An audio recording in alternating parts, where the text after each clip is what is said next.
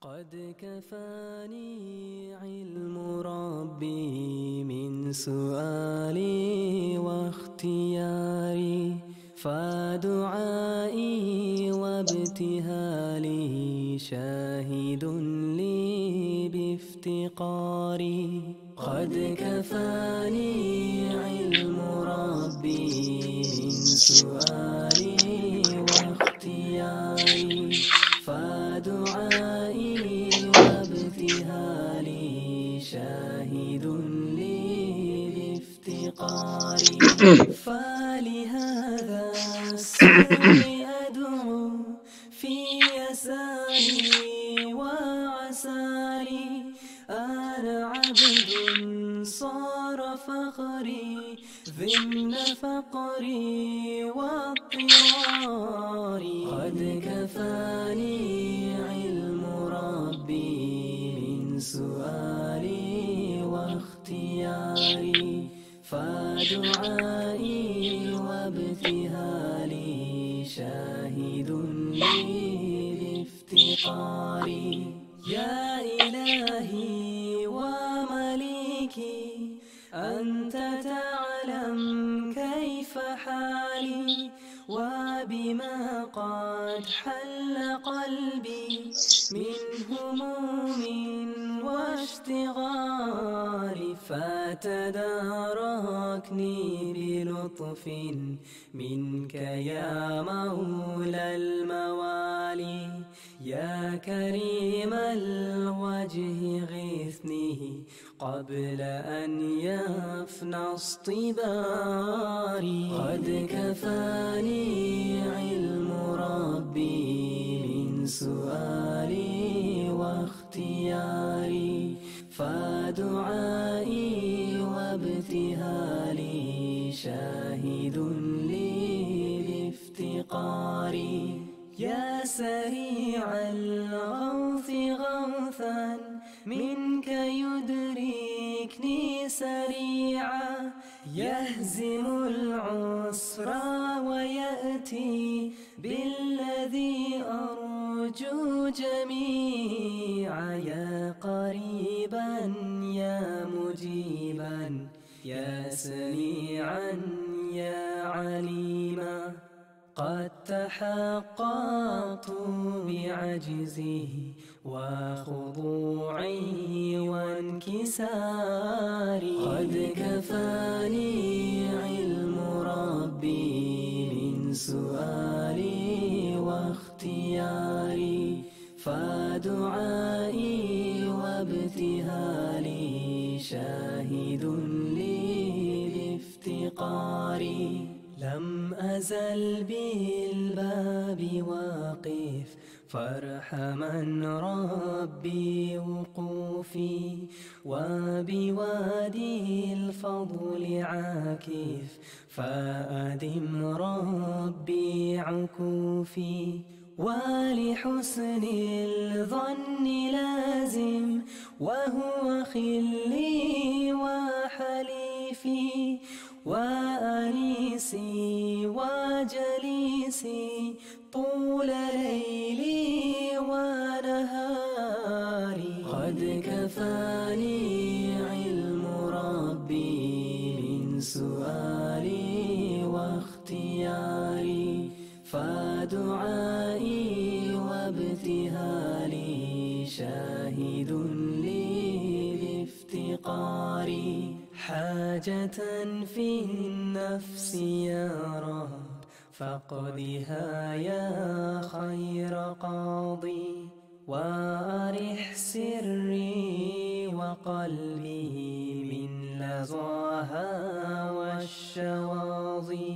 في سرور وحبور وإذا ما كنت راضي، فالهنا والبسط حالي وشعاري ودثاري. قد كفاني علم ربي من سؤالي واختياري، فدعائي وابتهالي شاهد لي بافتقاري.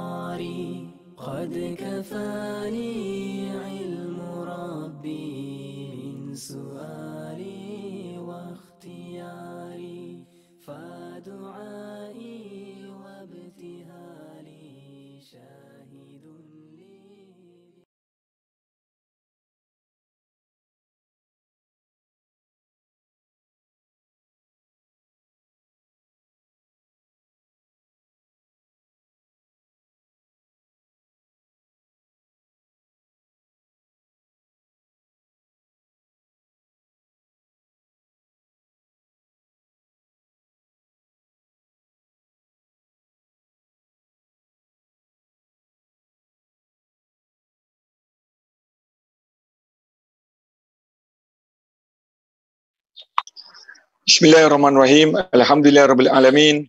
Wassalatu wassalamu ala asyrafil anbiya'i wal mursalin wa ala alihi wa sahbihi ajma'in. Allahumma salli wa sallim ala sayyidina Muhammadin al-Fatih lima ughliq wal khatim lima sabaq nasiril haq bil haq wal hadi ila siratikal mustaqim wa ala haqqa qadrihi wa miqdaril azim. Tahiyatan mubarakatan tahiyatan wa salama. Assalamualaikum warahmatullahi taala wabarakatuh. Waalaikumsalam warahmatullahi. Apa khabar Maulana dan Doktor? Ya, baik, alhamdulillah. Sihat semua? Ya. Musim PKP ni. Alhamdulillah. Kejap ya, Sihat. minta maaf. Alhamdulillah, pagi ini kita dapat bertemu dan bersua di dalam siri ketiga perbincangan ilmiah bersantai daripada rumah masing-masing. Rumah Maulana dan rumah Doktor. Maulana rumah di mana? Saya Di Ulangan. Ulu Langat. Doktor Ulangan, rumah. Selangor. Masya-Allah. Doktor? Saya di Nilai. Ya, baik. Masya-Allah. Orang pepatah kata jauh di mata dekat di hati, insya-Allah. Itu trademark TV9. Baik. Jadi alhamdulillah pagi ini dapat kita bertemu dan bersua di dalam siri perkongsian yang ketiga setelah mana kita berkongsi pada awalnya iaitu perundangan Islam, Al-Quran, Sunnah, Mazhab dan Fatwa. Dan siri yang kedua iaitu semalam kita berbincang mengenai Allahumma salli alaihi mengenai malam 7 likur amalan orang Melayu di bulan Ramadan. Dan hari ini yang ketiga kita membincangkan tajuk yang agak panas jugalah, sebab perkara ini kadang-kadang menjadi perselisihan. Masalahnya bukan perselisihan orang yang belajar, perselisihan orang yang tak belajar. Jadi kita datangkan program pada hari ini supaya kita menuntut ilmu betul-betul. Kita mendengar, tapi taklah suruh kita jadi mufti ke, tak suruh kita menjadi tuan guru ke. Kita dengar ilmu supaya kurang kita berdebat. Apabila kita sudah mengetahui, maka kita banyak diamnya. Lebih kurang begitulah. Jadi insya-Allah pada pagi ini kita akan membincangkan tentang satu perkara khilafiyah, perkara furu', perkara cabang dalam agama Islam, iaitu hadiahkan bacaan Al-Quran ataupun tahlil kepada si mati ataupun arwah. Jadi insya-Allah pagi ini kita datangkan bersama-sama dengan kita program pagi ini bersama dengan ulama, bersama dengan para ilmuwan Islam, insya-Allah, yang telah disusun oleh Al-Islami, Ikatan Ilmuwan Ahli Sunnah wal Jamaah, dan juga ARG KL dan Selangor, juga Persatuan Ittihad An-Nur Malaysia. Mungkin yang tak tahu, Ittihad An-Nur ini adalah kebanyakannya alumni Hadramaut, keluaran Hadramaut, dan juga Darul Muhibbin, pencetus kepada idea ini. Alhamdulillah kita bersama-sama dengan yang pertama sekali, bak kata pepatah Melayu, tak kenal maka tak cinta. Jadi insya-Allah pagi ini saya nak kita kenal dulu siapa ahli panel kita. Pertama sekali iaitu Maulana Ihsan Abu Bakar bin Abu Bakar yang berasal daripada Pulau Pinang. Penang Mai. Apa khabar Maulana? Maulana, Pulau Pinang ni masyhur dengan seorang ulama besar, Syekh Abdullah Fahim, betul eh? Ya, saya. Masya-Allah. Betul Jadi Penang ke Perak? Antara dua. Dua-dua mungkin sebab kuburnya di mana Syekh Abdullah Fahim, Allahyarham? Tak pasti. Okey, tak apa. Tak pasti. Baik. Ya Maulana. Maulana hebat ni, bahasa mahir 4 bahasa. Melayu, Inggeris, Arab dan Urdu. Alhamdulillah. Boleh lah mahir, boleh lah sikit-sikit. Mahir tu tidak lah, boleh lah sikit-sikit. Baik, kemudian Maulana mendapat pendidikan awal di pengajian Pondok Pesantren Temboro, Jawa Timur. Ataupun disebut sebagai Jawa Timur ni dipanggil Jatim, Jawa Timur. Kemudian Darul Ulum mana ni? Darul Ulum Zakaria. Maulana Zakaria katanya Darul Ulum yang mengasaskan Johannesburg, Afrika Selatan. Dan kemudian panel kita kedua iaitu Dr. Khofid bin Sarwani. Ini kalau kita lihat seorang yang berpangkat doktor tapi tawaduknya tinggi. Mudah-mudahan Allah naikkan derajat doktor. Mudah-mudahan Allah permudahkan segala urusan doktor dan Maulana dalam menyebarkan ilmu ilmu ahlu sunnah wal jamaah, insya-Allah. Dr. Khofid asal Selangor, Kampung Jalan Kebun, Shah Alam. Orang Jawa ni. Khabar awak?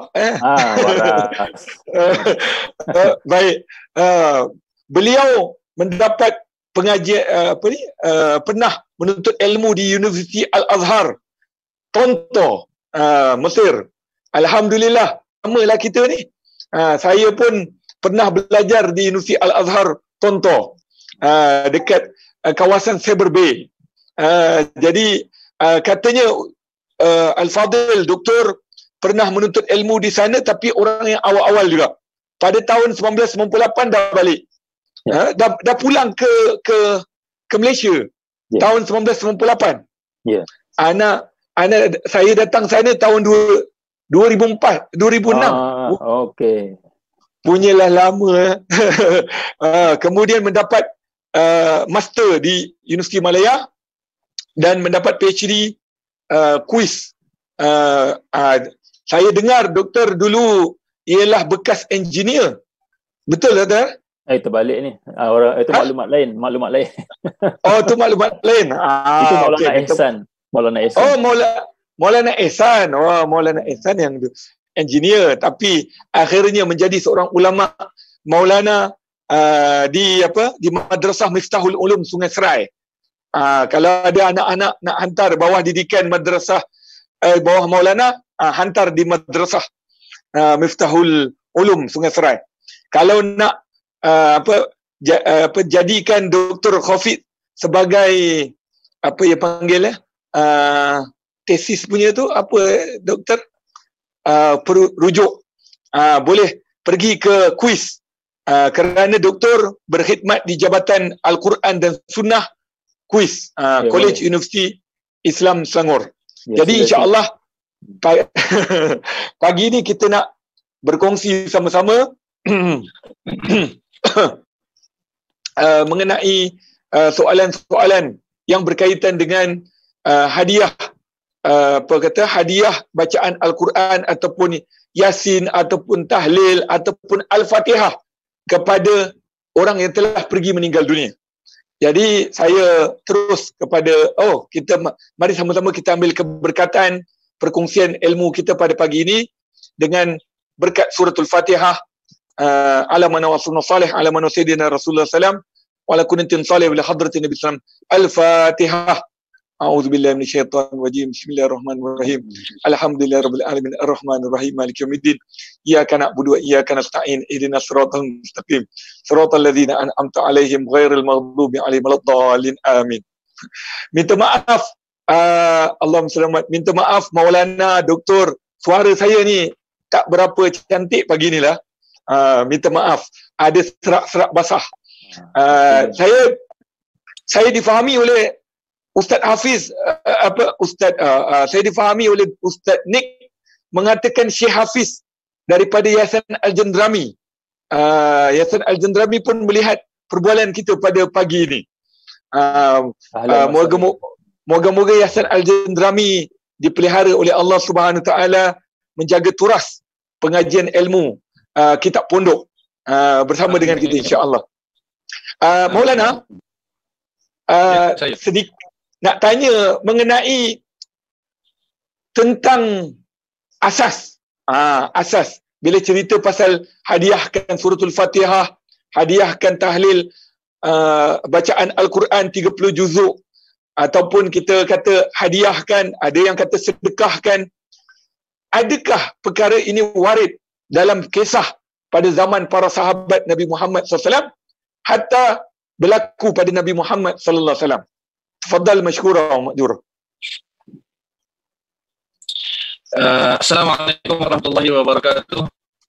Waalaikumsalam. A'udzu billahi minasyaitonir rajim. Bismillahirrahmanirrahim. Innal hamdalillah nasta'inuhu wa nastaghfiruhu wa nu'minu bihi wa natawakkalu 'alaihi. Wa na'udzu billahi min shururi anfusina wa min sayyiati a'malina. May yahdihillahu fala mudilla lahu wa may yudlilhu fala hadiya lahu. Asyhadu an la ilaha illallah wahdahu la syarika lahu wa asyhadu anna Muhammadan 'abduhu wa rasuluh. Allahumma shalli 'ala sayyidina Muhammad wa 'ala alihi wa sahbihi ajma'in wa sallam. Amma ba'd. Bismillahirrahmanirrahim. Wal 'asri innal insana lafi khusrin illa alladhina amanu wa 'amilus solihati wa tawassaw bil haqqi wa tawassaw bis sabr. Al-'azim. Wa qala Rasulullah sallallahu alaihi wasallam, man yuridillahu bihi khairan yufaqihuhu fid din. Inna ma'al 'asri wallahu yu'in. Atau kama qala sallallahu alaihi wasallam. Alhamdulillah, syukur kepada Allah Subhanahu Wa Taala kerana Allah Subhanahu Wa Taala masih lagi memberikan kita taufik, iaitu kemampuan untuk kita melaksanakan segala kebaikan, terutamanya di bulan yang mulia ini, Ramadan ni. Dah masuk bulan 10 malam akhir ni, 10 siang akhir lah, 10 hari akhir.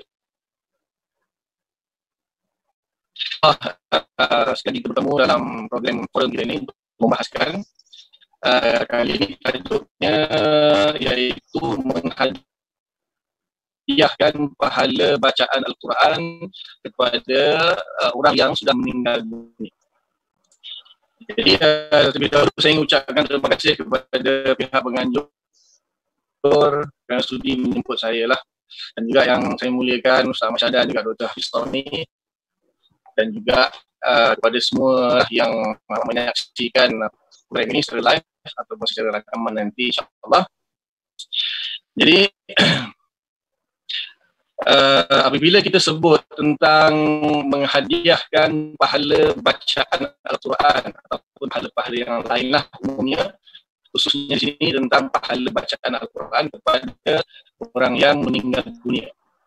Jadi di situ kita mengetahui bahawa pembahasan kita ini berkaitan dengan masalah furu', masalah cabang.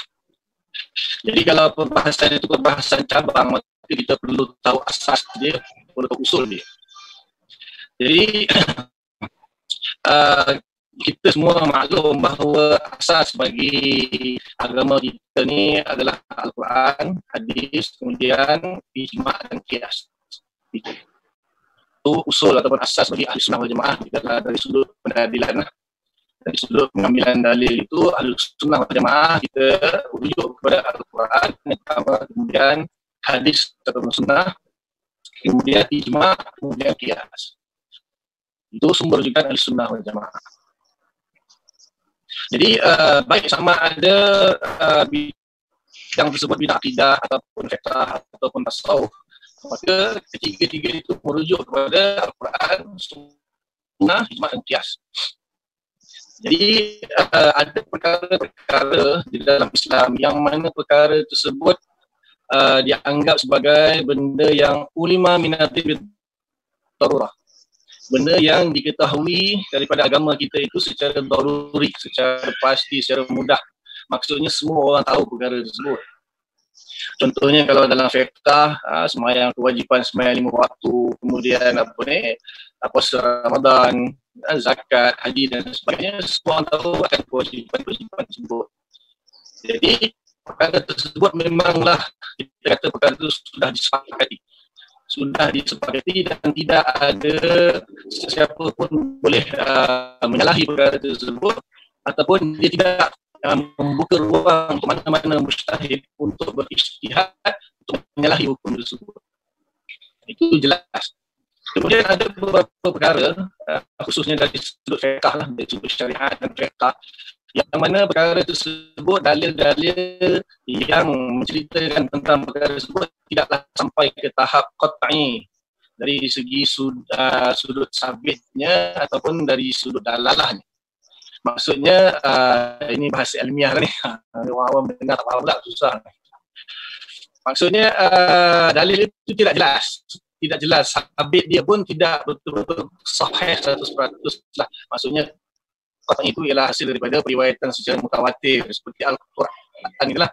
Al-Quran itu riwayat dia mutawatir, maknanya qat'i, 100% diyakini. Itu juga hadis ada yang hadis mutawatir, ada hadis ahad. Kalau hadis mutawatir ni, maka dia punya qat'i, maksudnya diyakini 100%. Ada perlawannya dipanggil hadis ahad, yang mana sabit itu menurut jumhur ulama dia adalah membawa hasil zanni ataupun sangkaan yang kuat lah, tak sampai 100%, paling tinggi pun 99%. Jadi itu dari sudut subutnya, dari sudut sabitnya. Dari satu sudut yang lain lagi, iaitu dalalah, iaitu kefahaman yang diperolehi daripada dalil. Dalalah maksudnya kefahaman yang diperolehi daripada dalil tersebut. Walaupun sampai dia qat'i, boleh jadi dalalah dia tidak qat'i. Jadi apabila sesuatu dalil itu dia tidak qat'i dari sudut dalalah ataupun dari sudut subutnya, maka di situ membuka ruang kepada para ulama mujtahid, terutamanya mujtahid mutlak lah, untuk dia berijtihad. Untuk dia mengistimbat ataupun menggali hukum daripada dalil-dalil yang bersifat zanni, sama ada dari segi subut dia atau dari segi dalalah. Jadi di sini termasuklah perkara yang kita bincangkan ini adalah salah satu daripada cabang perkara-perkara yang mana dalil itu tidaklah qat'i 100% dari segi dalalah ataupun dari segi subutnya. Jadi bagaimana moderator tanya dari ada tak asalnya? Maksudnya kalau ditanya asal yang betul-betul, maksudnya adakah Nabi itu membaca Al-Quran kemudian Nabi menghadiahkan pahala bacaan Nabi itu kepada orang yang sudah meninggal dunia? Jadi saya rasalah setakat apa yang saya belajar setakat yang saya baca lah, belum ada lagi lah yang soleh. Mungkin kalau yang ada jumpa, ya silakanlah kemukakan. Mungkin doktor kita mungkin lebih luas lagi dia punya pengkajian terhadap hadis. Setakat yang saya ketahui, secara jelas Nabi baca Al-Quran, kemudian Nabi hadiahkan pahala kepada si mati, tak warid. Tak warid lah, tak sampai kepada kita mana-mana hadis ataupun mana-mana ayat Al-Quran yang menceritakan perkara tersebut.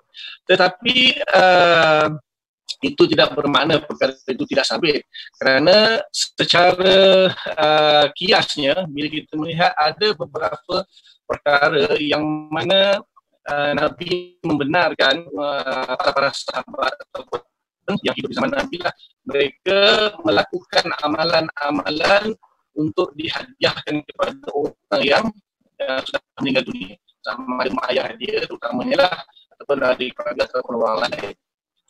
Contoh yang masyhur hadis dalam Bukhari Muslim, iaitu tentang satu orang perempuan yang mana seorang lelaki yang mana mak ayah dia meninggal dunia, tak sempat menunaikan haji. Apa haji anu ataupun anha, Nabi kata na'am. Dia takut buatkan haji untuk mak ayah yang meninggal, Nabi kata na'am. Begitu juga hadis yang man mata fa'alaihi syam, maka sama alaihi waliyuhu, hadis riwayat Bukhari. Orang yang meninggal dunia dan dia ada hutang puasa, maka walinya boleh puasa untuk ahli keluarga yang sudah meninggal dunia.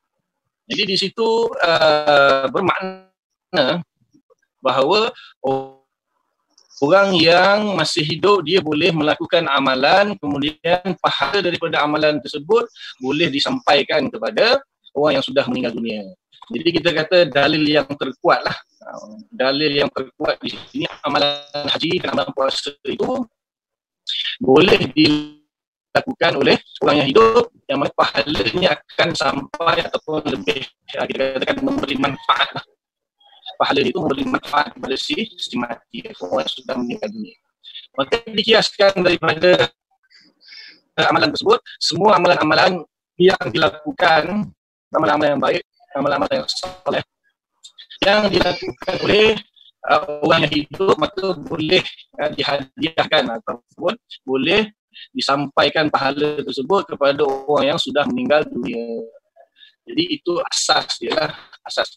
Bermakna perkara ini memang menjadi khilaf di kalangan ulama, tetapi kita dapati di dalam kitab-kitab mengatakan bahawa sebagai ulama hampir mengatakan ijma' tentang perkara ini sampai. Walaupun sebagian ulama mengatakan bahawa tidak sampai tahap ijma', tetapi jumhur, majoriti ulama mengatakan bahawa amalan membaca ayat Quran atau amalan yang dilakukan, kemudian pahala daripada amalan tersebut kita hadiahkan kepada orang yang sudah meninggal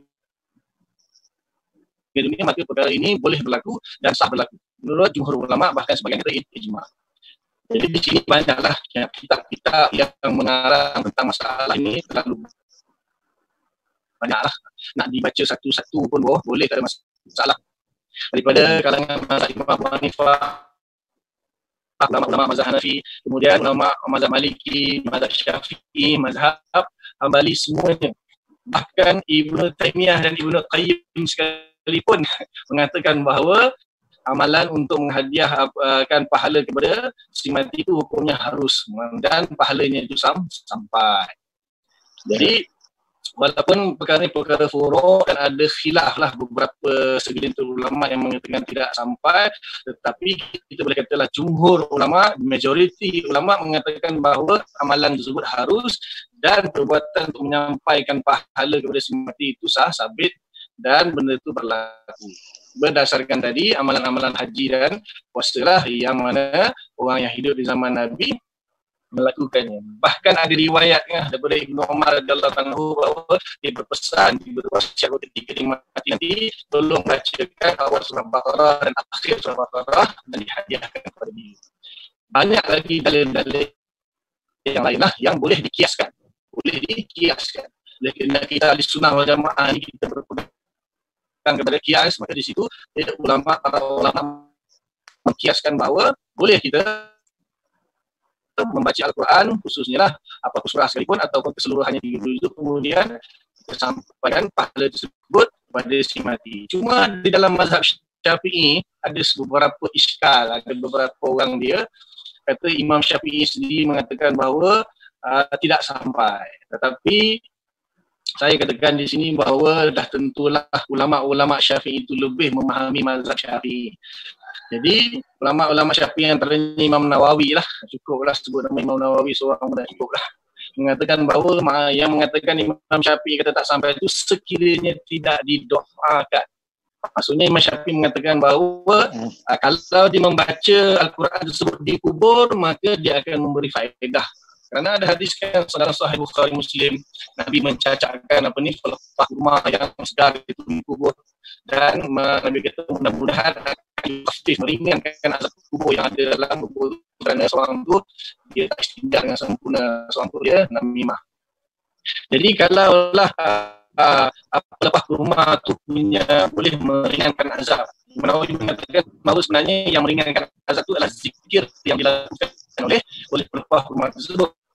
Kan? Sebab dalam Quran kata yusabbihu lillahi ma fis samawati wa ma fil ardh. Setiap benda di langit bumi itu bertasbih kepada Allah. Jadi hasil tasbih daripada pelepah rumah itu boleh memberi manfaat meringankan azab kubur, apatah lagi bacaan Al-Quran yang dibaca di kubur.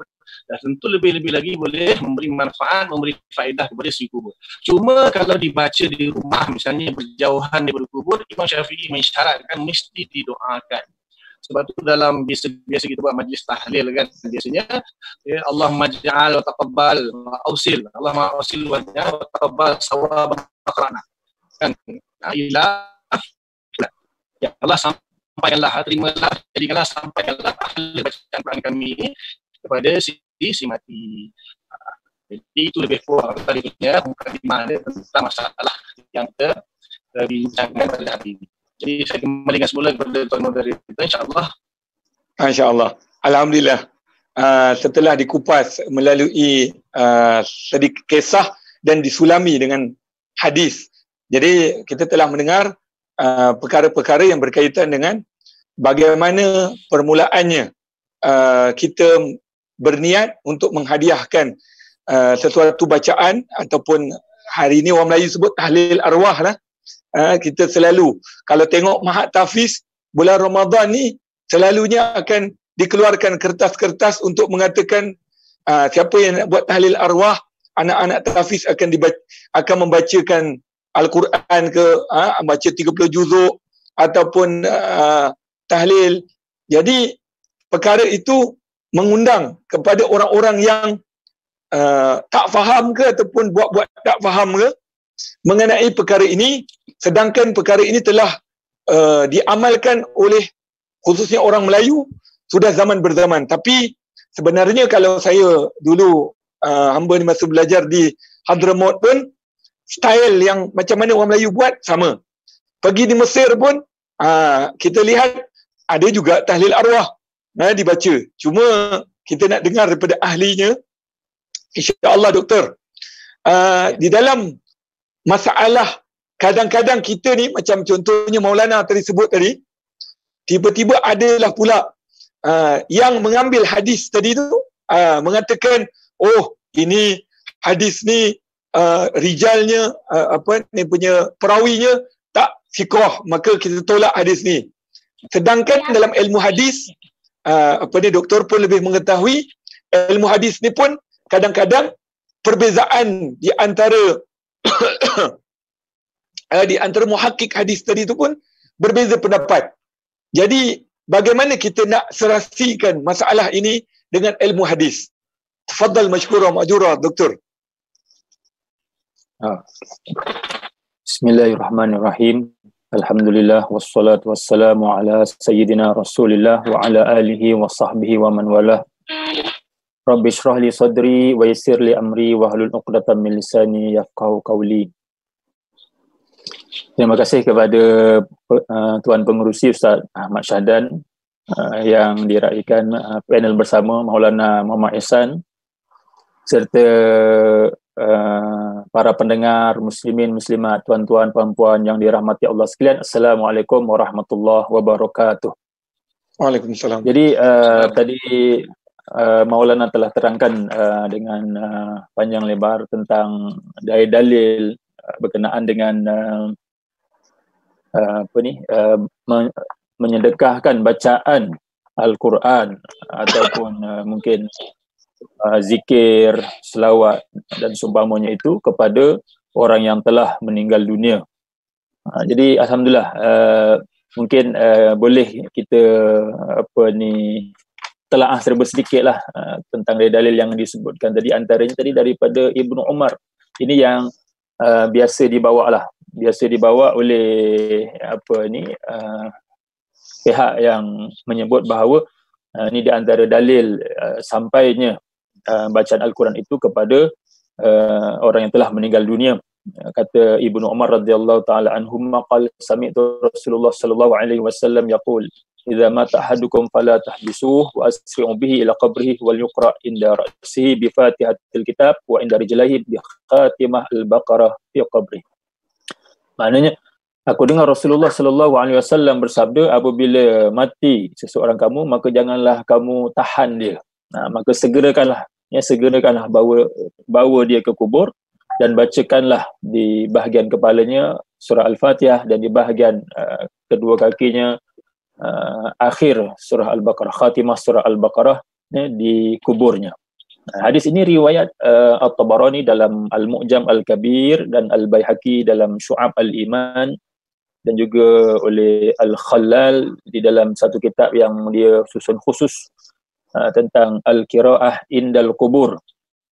Ini antara kitab yang terawal yang memang khusus dia fokus membaca Al-Quran di kuburan. Jadi ini cantiklah kalau ditelaah ini, walaupun mungkin kebanyakannya itu dalilnya dipertikaikan dari segi sanad dan sebagainya. Tapi ulama dia melihat kadang-kadang secara majmuk. Dia tak melihat kepada satu-satu riwayat. Dia tengok secara majmuk, keseluruhan riwayat, dan diambil kesimpulan bahawa ini menunjukkan bahawa ia ada asalnya. Sama ada asalnya daripada Nabi sallallahu alaihi wasallam ataupun ada asalnya di dalam syarak. Jadi Imam Al-Khalal ni dia dah kumpulkan dia dalil tu di dalam kitab Al-Qira'ah Indal Qubur ini. Juga hadis yang saya sebut tadi diriwayatkan oleh beliau, tapi dia mungkin lafaz dia berbeza lah. Biasalah di antara perawi-perawi ni kadang-kadang dia tertukar lafaz, tapi yang ditukar ini dari segi baca surah Al-Fatihah tadi, dia kata Fatihah Al-Baqarah, permulaan Al-Baqarah. Jadi ini juga yang dijadikan susunan bacaan dalam tahlil tu selain Al-Fatihah, Fatihah Al-Baqarah dengan Khatimah Al-Baqarah dan sebagainya. Dan hadis ini memanglah kalau kita tengok dari segi sanadnya itu, kalau yang kata Al-Haythami, Al-Hafiz Al-Haythami dalam Majma' Az-Zawaidnya, dia kata dalam sanadnya ini ada seorang perawi nama dia Yahya bin Abdullah Al-Babaluti. Yahya Al-Babaluti ini dia adalah dhaif. Jadi bila biasanya kalau ada perawi yang dhaif, maka hadis itu dinilai sebagai dhaif. Biasanya dia punya rumusan dia begitu. Tapi kita kena cek semula dari segi pendapat-pendapat ulama al-jarh wa ta'dil tentang Yahya bin Abdullah Al-Babaluti ini secara lebih detail. Bila kita semak balik dhaif ni kenapa dia dhaif? Rupanya dia lemah ni hanya dari segi dhabit. Kebanyakan perawi-perawi ini yang disebut dhaif ini ialah dari segi dhabit. Ni bila kita sebut seorang perawi thiqah, dia ada dua. Ya, satu dia punya sifat adil dia, satu lagi sifat dhabit dia. Jadi kalau dia ada sifat adil, sifat dhabit, dhabit ni ialah dia menjaga riwayat dia, sama ada dia jaga secara hafazan ataupun dia jaga secara catatan tulisan dia.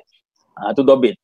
Jadi bila dia adil, dia dhabit, maka dia adalah perawi yang thiqah. Tapi kalau dia salah satu saja, dia adil saja. Jadi kalau semua orang Muslim ni adil lah. Kalau kita tengok orang Muslim, definisi adil itu ialah seorang yang Muslim, yang baligh, yang berakal, yang tidak fasik, yang tidak tercela atau rosak maruah dia. Jadi kalau tengok lima ni, memang kebanyakan orang Islam, apatah lagi di kalangan para salaf, para perawi dahulu, memang dari segi adil itu tidak ada masalah. Tidak ada masalah. Ya. Cuma mungkin dari segi fasik itu dia akan membawa kepada persoalan bid'ah lah. Kadang yang bid'ah mufassaqah dan bid'ah mukaffarah kena tengok juga. Tapi secara umum, kebanyakan para perawi salaf ini sudah tentu adil sebab ada 5 syarat ini secara umum. Cuma dari segi dhabit ini, penjagaan riwayat itu sama ada hafazan ataupun penulisan itu, mungkin itu kurang. Jadi disebut Yahya Al-Babaluti ini hanya dari segi dhabit, kurang dari segi dhabit, kathirul khata'. Kathir al-khata' maknanya dia banyak buat kesilapan dalam periwayatan. Tapi ada juga periwayatan dia kalau disokong oleh riwayat lain, ada juga yang kata boleh diterima. Maknanya kalau bila kita, maknanya dalam persoalan al-jarh wa ta'dil ni, kita kena buka balik kitab-kitab Tahzib, kitab Al-Kamil, fi Du'afa. Ada banyaklah kitab-kitab tentang rijal hadis ini, kita kena buka dan lebih mendalam lagi perbincangan tentang seseorang perawi itu. Kalau kita tengok just satu kitab yang ringkas yang telah dirumuskan tu, kadang-kadang kita mungkin kurang tepat lah ni. Jadi bila kita tengok ni riwayat dia itu, kalau ada yang sokong, maka dia boleh menjadi riwayat yang boleh diterima mungkin. Bahkan riwayat dia memang ada disokong oleh satu riwayat lain daripada riwayat Abdul Rahman bin Ala bin Al-Lajlaj an abihi, daripada bapa dia Al-Ala bin Al-Lajlaj. Ada juga yang menyatakan bahawa riwayat Al-Ala bin Al-Lajlaj ini sebenarnya daripada ayah dia Al-Lajlaj, sebab Al-Lajlaj ini ialah yang bersahabat dengan Nabi sallallahu alaihi wasallam. Walaupun Imam An-Nawawi dia kata yang tepat ialah dia tak sampai kepada Nabi lah, dia mauquf pada Ibnu Umar. Maknanya Al-Ala bin Al-Lajlaj tadi itu yang dia sebenarnya meriwayatkan daripada Ibnu Umar, perbuatan Ibnu Umar. Ala kulli hal, ini adalah satu jalan riwayat lain yang menguatkan apa yang diriwayatkan oleh Yahya Al-Babaluti tadi itu daripada Ibnu Umar radhiyallahu taala anhuma. Jadi sebab itu kalau kita tengok ada berbagai pandangan seperti Al-Hafiz Ibnu Hajar dalam Fathul Bari sendiri mengatakan isnad Ibnu Umar itu hasan, ya. Dia kata rawahu akhrajahu At-Tabarani bi isnadin hasan. Ini dengan sanad yang hasan. Jadi bila kita lihat walaupun mungkin kalau yang nak sebenarnya dalam soal nak menilai hadis ini, kalau siapa yang nak cari kelemahan-kelemahan hadis ni, dia boleh saja nak menilai sama ada hadis itu dhaif. Begitu juga kalau nak kalau nak menilai hadis itu sebagai tidak dhaif, hasan dan mungkin boleh naik kepada sahih pun boleh juga. Tapi mestilah mengikuti dia punya peraturan-peraturan dia, syarat-syarat dia, ya, kaedah-kaedah dia. Dia tak boleh main suka-suka. Tapi bila kita lihat para ulama juga berselisih tentang kedudukan hadis ini, dan kalau kita pilih hasan sepatutnya tidak menjadi masalah, sebab para ulama hadis sendiri yang menyebut ianya hadis yang boleh diterima, seperti Al-Hafiz Ibnu Hajar tadi. Dan Imam Nawawi kata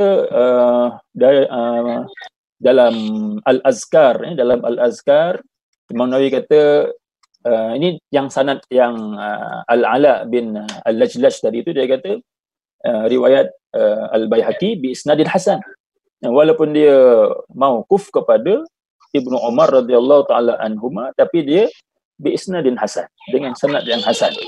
Jadi kalau Ibnu Umar ini dia melakukan sesuatu, tidak mungkin dia buat itu dengan akal fikiran dia, dengan ijtihad, dia tak mungkin. Biasanya Ibnu Umar ini dia mesti apa yang dia buat itu datang daripada Rasulullah sallallahu alaihi wasallam. Jadi di atas perkara-perkara yang seperti inilah para ulama melihat bahawa ini di antara dalil, ini hanyalah dari satu kupasan daripada satu hadis lah, yang menyebut tentang boleh membaca ayat-ayat Al-Quran dan disampaikan kepada orang yang telah meninggal dunia, ya. Walaupun di situ tak disebutlah hadiah pahala, tapi bila dibacakan itu tidak mungkin bacaan itu sia-sia, sudah tentu ada manfaatnya. Maknanya bacaan yang dibaca tadi itu mesti ada dia punya manfaat yang diperolehi oleh orang yang telah meninggal dunia, ya. Dia bukannya bacaan yang sia-sia, ya, walaupun tak disebut dalam riwayat itu hadiah pahala, tapi maksudnya ialah dari segi pahalanya itu sampai kepada orang yang telah meninggal dunia. Itu bila kita masuk kepada satu-satu kupasan dalil ini, dia akan jadi panjang berjela lah dia punya perbahasan dia. Seperti iqra'u ala mautakum yasin. Iqra'u ala mautakum yasin, bacakanlah ke atas mautakum, orang yang telah meninggal dunia. Ada dua tafsiran tu, mautakum itu sama ada orang yang telah meninggal dunia atau orang yang hampir nak meninggal dunia. Yasin, surah Yasin. Jadi ada dua maksud, walaupun kebanyakan ulama memaksudkan mautakum itu ialah orang yang hampir nak meninggal dunia, tapi tidak menafikan bahawa mautakum itu ialah memang orang yang telah meninggal dunia, ya. Kalau kita nak tafsirkan begitu pun tidak ada masalah, ya, sebab tidak ada dalil yang jelas bahawa ini khusus untuk orang yang hampir meninggal dunia sahaja. Ini diriwayatkan oleh Abu Daud, Imam Abu Daud, Imam Nasa'i, Imam Ahmad dan lain-lain, yang mana hadis ini diriwayatkan juga oleh Ibnu Hibban dalam sahihnya. Jadi bila kita tengok hadis-hadis ini dalam kitab-kitab hadis yang muktabar, yang besar, ya, kita melihat bahawa ianya adalah hadis yang masyhur, yang maknanya sudah diketahui, sudah mungkin diamalkan di kalangan para salaf dahulu. Walaupun dari segi sanad itu mungkin ada masalah. Walaupun hadis ini kalau kita tengok Ibnu Hibban dia kata sahih. Maknanya kalau orang yang membaca sahih Ibnu Hibban itu, dia nak amalkan hadis dalam sahih Ibnu Hibban itu, salah tak dia? Jadi kalau secara umumnya itu tak salah lah, sebab dia berpandukan kepada penilaian ijtihad Ibnu Hibban itu terhadap kesahihan hadis tersebut. Jadi kesikohan, keyakinan orang pembaca ini kepada Ibnu Hibban itu dia tidak ada masalah untuk kita jadikan itu sebagai dalil. Sebab itu Imam Al-Hafiz Ibn Hajar dia mengiyakan dalam kitab Bulughul Al-Maram tu, dia bawa hadis ni juga, tapi dia mengiyakan saja ya, walaupun mungkin yang pengkaji yang lebih meneliti lebih dalam lagi, dia lihat ini sebenarnya ada perawi yang majhul ya. Ada perawi yang majhul, maka hadis ni jadi dhaif. Tapi nak kata tadi yang dah sahihkan tadi, kalau Ibnu Hibban ini dalam kurun keempat hijrah. Jadi takkanlah kalau dah berabad-abad lama orang amalkan, tiba-tiba baru sekarang ni orang nak kata dhaif, kena tinggal. Jadi yang selama ni yang hampir 1000 tahun orang amalkan tu bagaimana? Jadi kita kena fikir juga maknanya dari segi amalan itu dia sudah pun diterima ya, sudah pun diterima. Sebab itu bila kita lihat dia dimuatkan oleh Abu Daud dalam sunan beliau. Abu Daud ini dia tujuan beliau menghimpunkan hadis-hadis yang masyhur di zaman itu. Imam Abu Daud dia memang kitab sunan itu hadis-hadisnya adalah hadis-hadis yang masyhur di zaman itu, walaupun dari segi sanad itu mungkin ada masalah, tapi yang masyhur dan diamalkan oleh para salaf. Begitu juga dengan Musnad Ahmad ya, Imam Ahmad juga dia himpunkan kitab Musnad Ahmad itu dengan tujuan untuk menghimpunkan hadis-hadis yang masyhur di zaman itu yang diamalkan oleh masyarakat salaf lah. Begitu juga bila kita lihat hadis ini diamalkan oleh sebahagian besar para ulama itu, maka kalau adalah yang mengatakan dhaif apabila diteliti lebih mendalam bahawa dia ada masalah pada sanadnya, itu dari segi ilmiah tu kita boleh terima, tapi nak kata dia kadang-kadang yang seperti mana saya sebut tadi, nak mengamalkan sesuatu tu dia bukannya hanya pada yang satu riwayat saja, dia akan kena tengok juga berbagai-bagai riwayat yang lain yang kita tengok secara majmuk. Ini surah Yasin itu sendiri kalau kita tengok banyak sangat riwayat-riwayat tentang kelebihan dia dan sebagainya, dan juga bagaimana amalan-amalan para salaf terhadap surah Yasin ya. Dan boleh kita lihatlah seperti dalam Musannaf Ibnu Abi Syaibah, Musannaf Abdul Razak yang menghimpunkan banyak asar-asar daripada para sahabat, para tabi'in ya. Jadi ini menunjukkan bahawa dalil-dalil yang dikemukakan ini menunjukkan perkara itu tidak dibantah oleh para ulama. Cuma memang berlakulah khilaf. Sama ada sampai ataupun tidak pahala bacaan itu kepada orang yang telah meninggal dunia. Jadi kalau yang kata tak sampai itu, dia dia kata hadisnya lemah lah, hadisnya lemah. Walaupun dari segi amali itu sudah berlaku zaman berzaman, sudah berlaku zaman berzaman. Jadi ini khilaf ini memang kita tak boleh nak elakkan.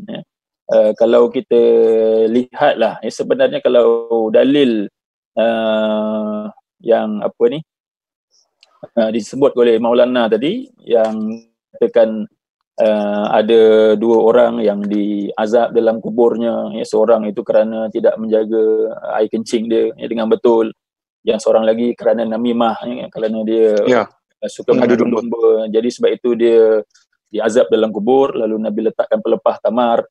Jadi ini juga di antara dalil yang jelas lah, yang sahih tentang kalau ini memang kalau kita tengok syarah para ulama ini, mereka akan menyebut, selain Imam Nawawi juga disebut oleh Imam Al-Khattabi dan ramai lagi, mereka akan sebut kalaulah benda yang tak bernyawa itu dia punya tasbihnya itu dapat meringankan azab dalam kubur, apatah lagi orang yang hidup, orang yang bernyawa, orang mukmin yang membacakannya sudah tentulah lebih aula, lebih utama.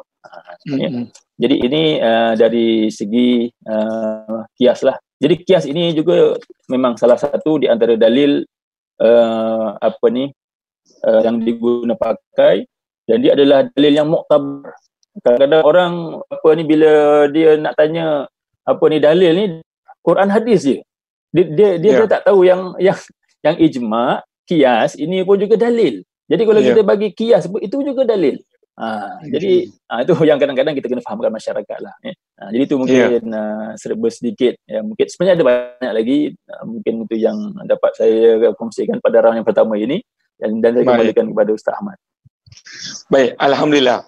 Doktor, kalau nak ambil sebagai orang kata ya, kalau melalui hadis ataupun melalui ilmuwan pakar hadis ni, memang ada orang yang hari ni zaman sekarang, dia boleh mengambil kepada hujah ulama yang mendoaifkan, yang yang mengatakan hadis ini lemah, tetapi dia tidak memandang kepada turuk yang lain. Betul ke begitu, Rada? Kalau begitu, maknanya tidak boleh kita memandang hanya satu jalan saja. Sebenarnya ulama-ulama hadis ni ada banyak, ramai orangnya, dan pentahqiqnya pun berbeza-beza pada perjalanan perjalanan riwayatnya.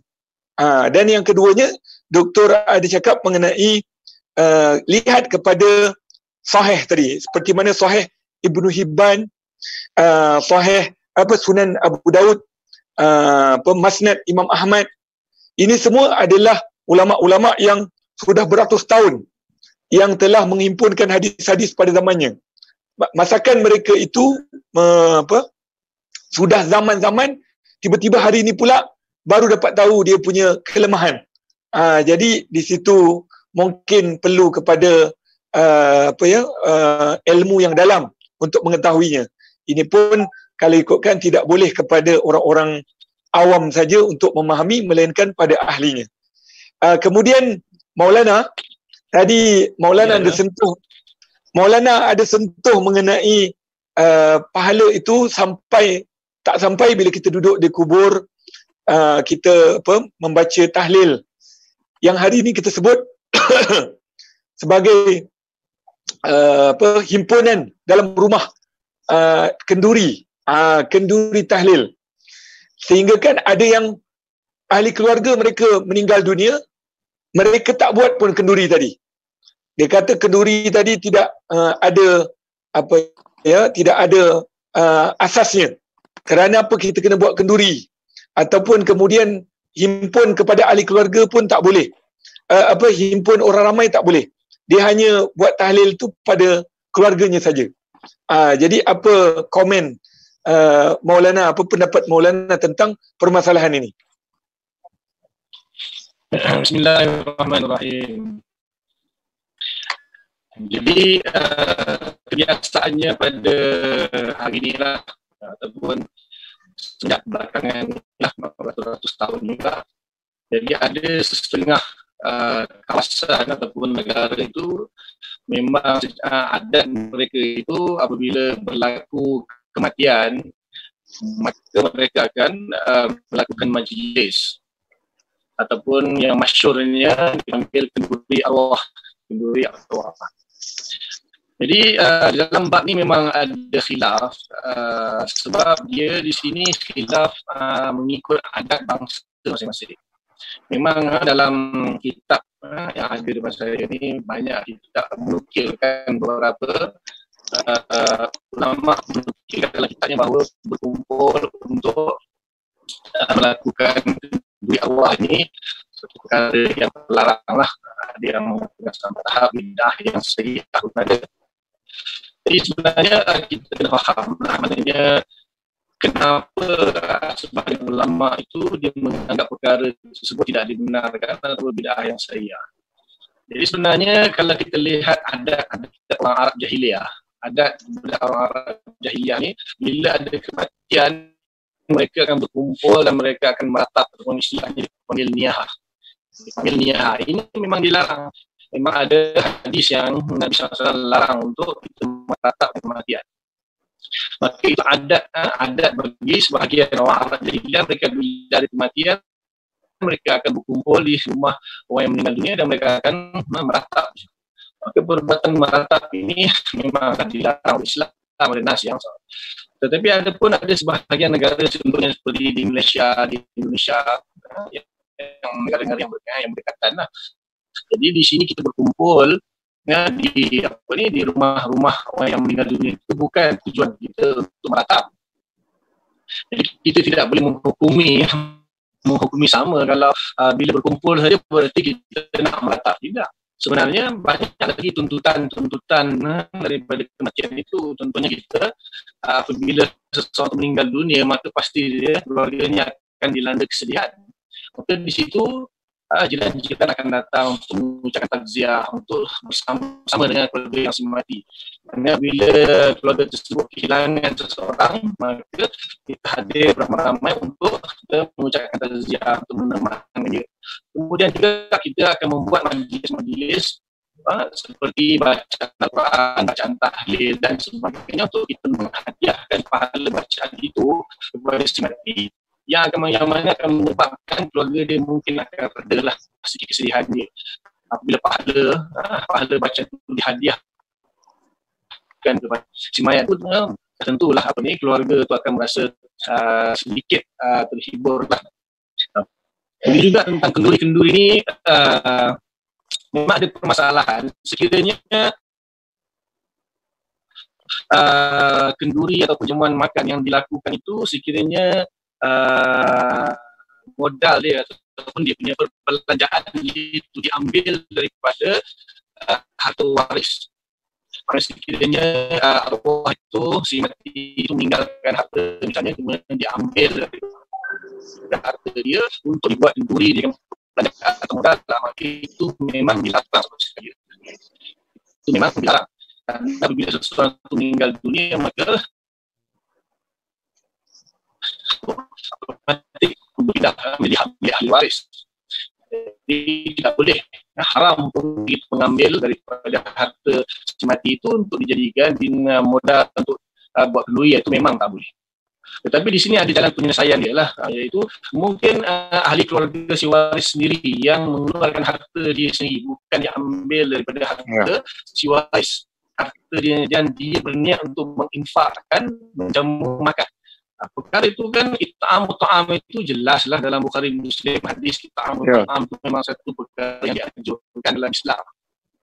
Jadi ahli keluarga sendiri yang dia mengeluarkan daripada duit di sini dan dia menggunakan duit dia untuk menjamu tetamu-tetamu yang datang untuk menziarahi, mengucapkan takziah, bahkan yang sama-sama membacakan Al-Quran, Yasin, tahlilan dan sebagainya untuk dihadiahkan kepada si mati. Dia jamu tetamu yang datang makan satu sunnah. Kemudian dihadiahkan pahala dia jamu makan itu kepada si mati. Mana berganda-ganda pahala itu dihadiahkan kepada si mati.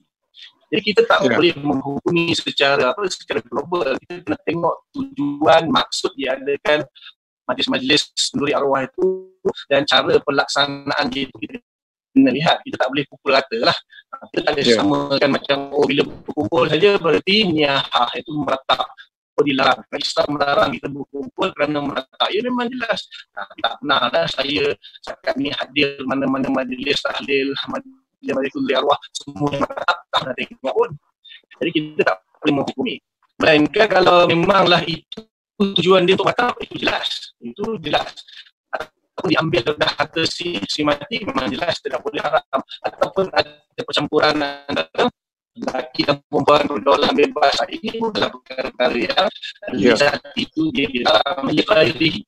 Maka majlis berkumpul, majlis zikir berkumpul bersama-sama membaca itu, bahkan banyak dalil yang memuji perkumpulan untuk melakukan zikir bersama-sama, membaca tilawah bersama-sama, itu jelas dalil tersebut. Jadi kita tak boleh menghukumi ini secara pukul rata lah. Kita tengok apakah tujuan waktu berkumpul. Dia tak boleh kita samakan kalau orang jahiliah berkumpul kerana meratap, so kita pun meratap dia. Tidak.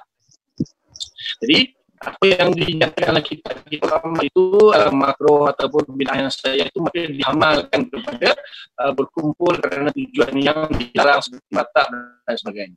Adapun kalau berkumpul semata-mata untuk menziarahi, untuk menghiburkan keluarga si mati, untuk mengucapkan takziah atau untuk memberi sumbangan, dan kemudian untuk melakukan majlis bacaan Al-Quran, khataman Al-Quran atau Yasin atau tahlil untuk dihadiahkan pahala itu kepada si mati, maka itu dibenarkan oleh syarak. Tidak ada halangan daripada syarak. Jadi kita tak boleh menghukumi lah, tidak boleh menghukumi. Ya. Cuma kadang-kadang tu ada adat setengah-setengah tempat itu dia orang yang miskin misalnya. Tapi bila dia tahu bahawa biasanya kebiasaan masyarakat Malaysia ataupun Indonesia, bila ada kematian mesti buat kenduri arwah. Maka akhirnya dia terpaksa berhutang, terpaksa korek sana duit, korek sini duit. Itu memang masalah. Kerana dia melakukan benda itu tanpa dia memahami cara-cara yang sebenar. Jadi kalau biasanya berlaku di situ, maka contohnya ketua kampung atau surat, dia boleh mengeluarkan modal untuk menganjurkan, bahkan disunatkan. Nabi kata kan, Nabi kata buatlah makanan untuk keluarga si Jabir kan. Maknanya kita yang buatkan makanan untuk keluarga si mati itu lebih disunahkan. Tapi di situlah peranan ketua kampung atau pengurusi surau misalnya keluarkan modal sikit, kita yang jamu kerana keluarga si mati dan juga tetamu-tetamu yang menziarahi si mati. Tapi kita tak boleh terus pukul rata dalam menghukumi majlis-majlis tersebut. Itu memang yang terlarang, seperti mana yang terukir di dalam kitab mazhab Syafi'i sekalipun. Maknanya sebenarnya dalam kitab mazhab Syafi'i ini biasanya golongan-golongan yang melarang ini dia punya dalil ya. Dinukilkan daripada kitab mazhab Syafi'i sendiri mengatakan bahawa kenduri arwah itu adalah perkara yang terlarang bila asal dan sebagainya. Jadi sebenarnya kita tengok dulu sebenarnya apa tujuan dan cara pelaksanaan majlis itu. Sekiranya tidak bertentangan dengan syarak, maka dia dibenarkan. Allahuakbar. Baik, alhamdulillah. Tapi kalau kenduri itu ada makanan dia khusus tak? Tak ada kan? Makanan tu tak apa. Apa saja air kosong pun tak apa kan?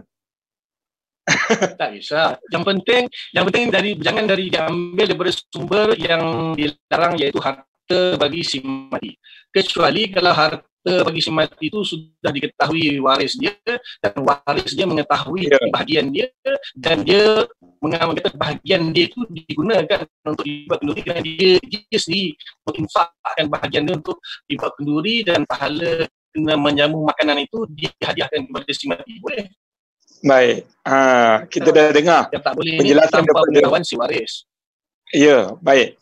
Alhamdulillah Maulana sudah sentuh mengenai kenduri. Sekarang ni kita tanya pula kepada doktor mengenai ini amalan orang Melayu. Kebanyakannya lah. Tapi dekat negara Arab pun, kalau tidak silap saya, dekat Yaman ada diamalkan ini. Iaitu baca Yasin, kumpulkan ahli keluarga, waris 3 hari, 7 hari, 14 hari, 40 hari, 100 hari. Ini diamalkan lagi di Malaysia juga.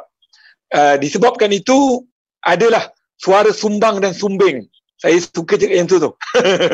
Suara sumbang dan sumbing. Ada je topik dia nak. Topik orang berdansa ke tak ada pula. Bila nak sebelum nak berdansa tu tak ada pula disebut. Topik orang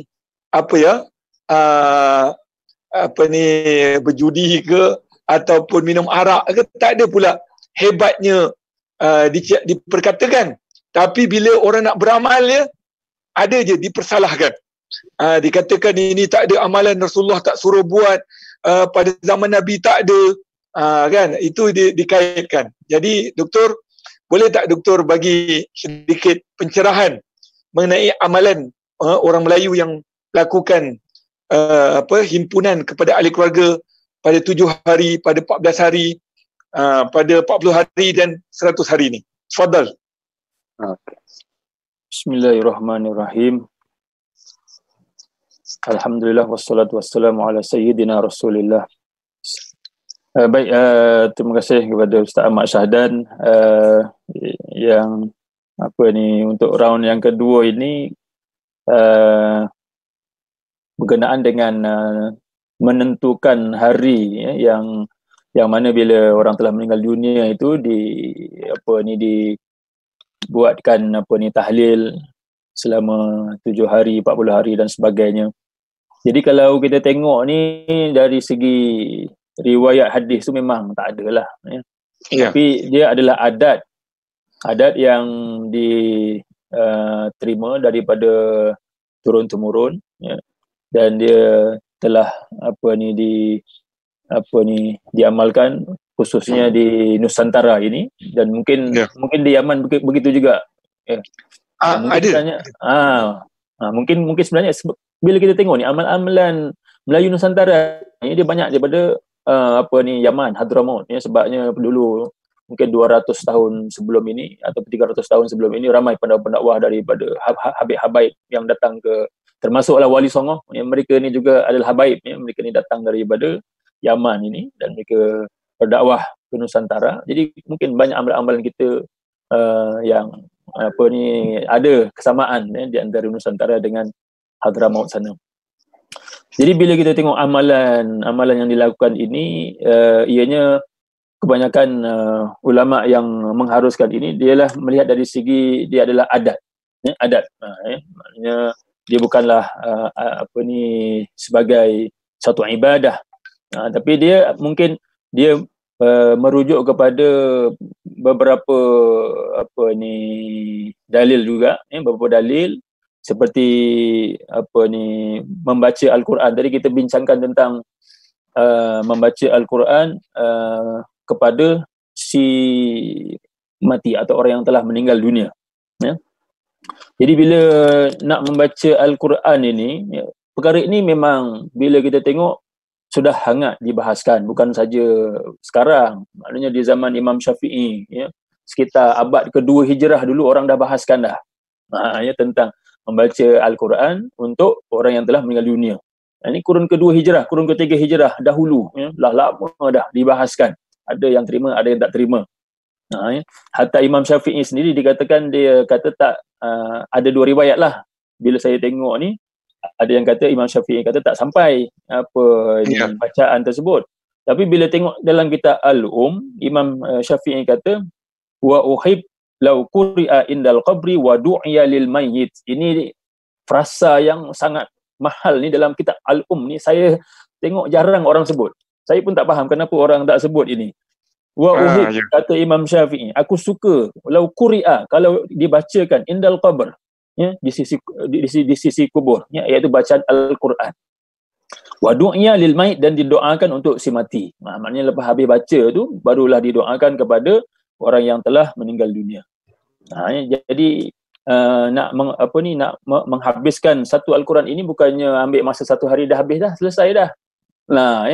Mungkin dia memerlukan beberapa hari, mungkin 7 hari baru khatam, mungkin 40 hari baru khatam, mungkin begitu, mungkin itulah dia punya asal sandaran dia lah ya. Walaupun dalam Al-Hawi lil Fatawi, Imam Suyuti dia ada membawakan satu riwayat daripada Imam Ahmad ya, dia kata riwayat daripada Tawus ini seorang tabi'in ya, seorang tabi'in yang meninggal tahun 106 Hijrah ya, dia ada menyebut bahawa orang yang telah meninggal dunia ini akan menghadapi fitnah kubur itu ya, selama 7 hari. Fakanu yastahibun an yud'amu anhum tilkal ayyam. Maka orang ramai ya, bila At-Tawus ni ya, Imam Tawus ini ya, dia meninggal tahun 106 Hijrah. Bila dia kata orang ramai, artinya zaman itu maknanya di kalangan tabi'in dan para sahabat masih ada lagi yang hidup. Jadi masyarakat Islam di zaman yang awal, fakanu yastahibun, jika orang yang telah meninggal dunia itu, mereka suka untuk diberikan makan untuk dihadiahkan pahala memberi makan itu kepada orang yang telah meninggal dunia tadi. Selama 7 hari.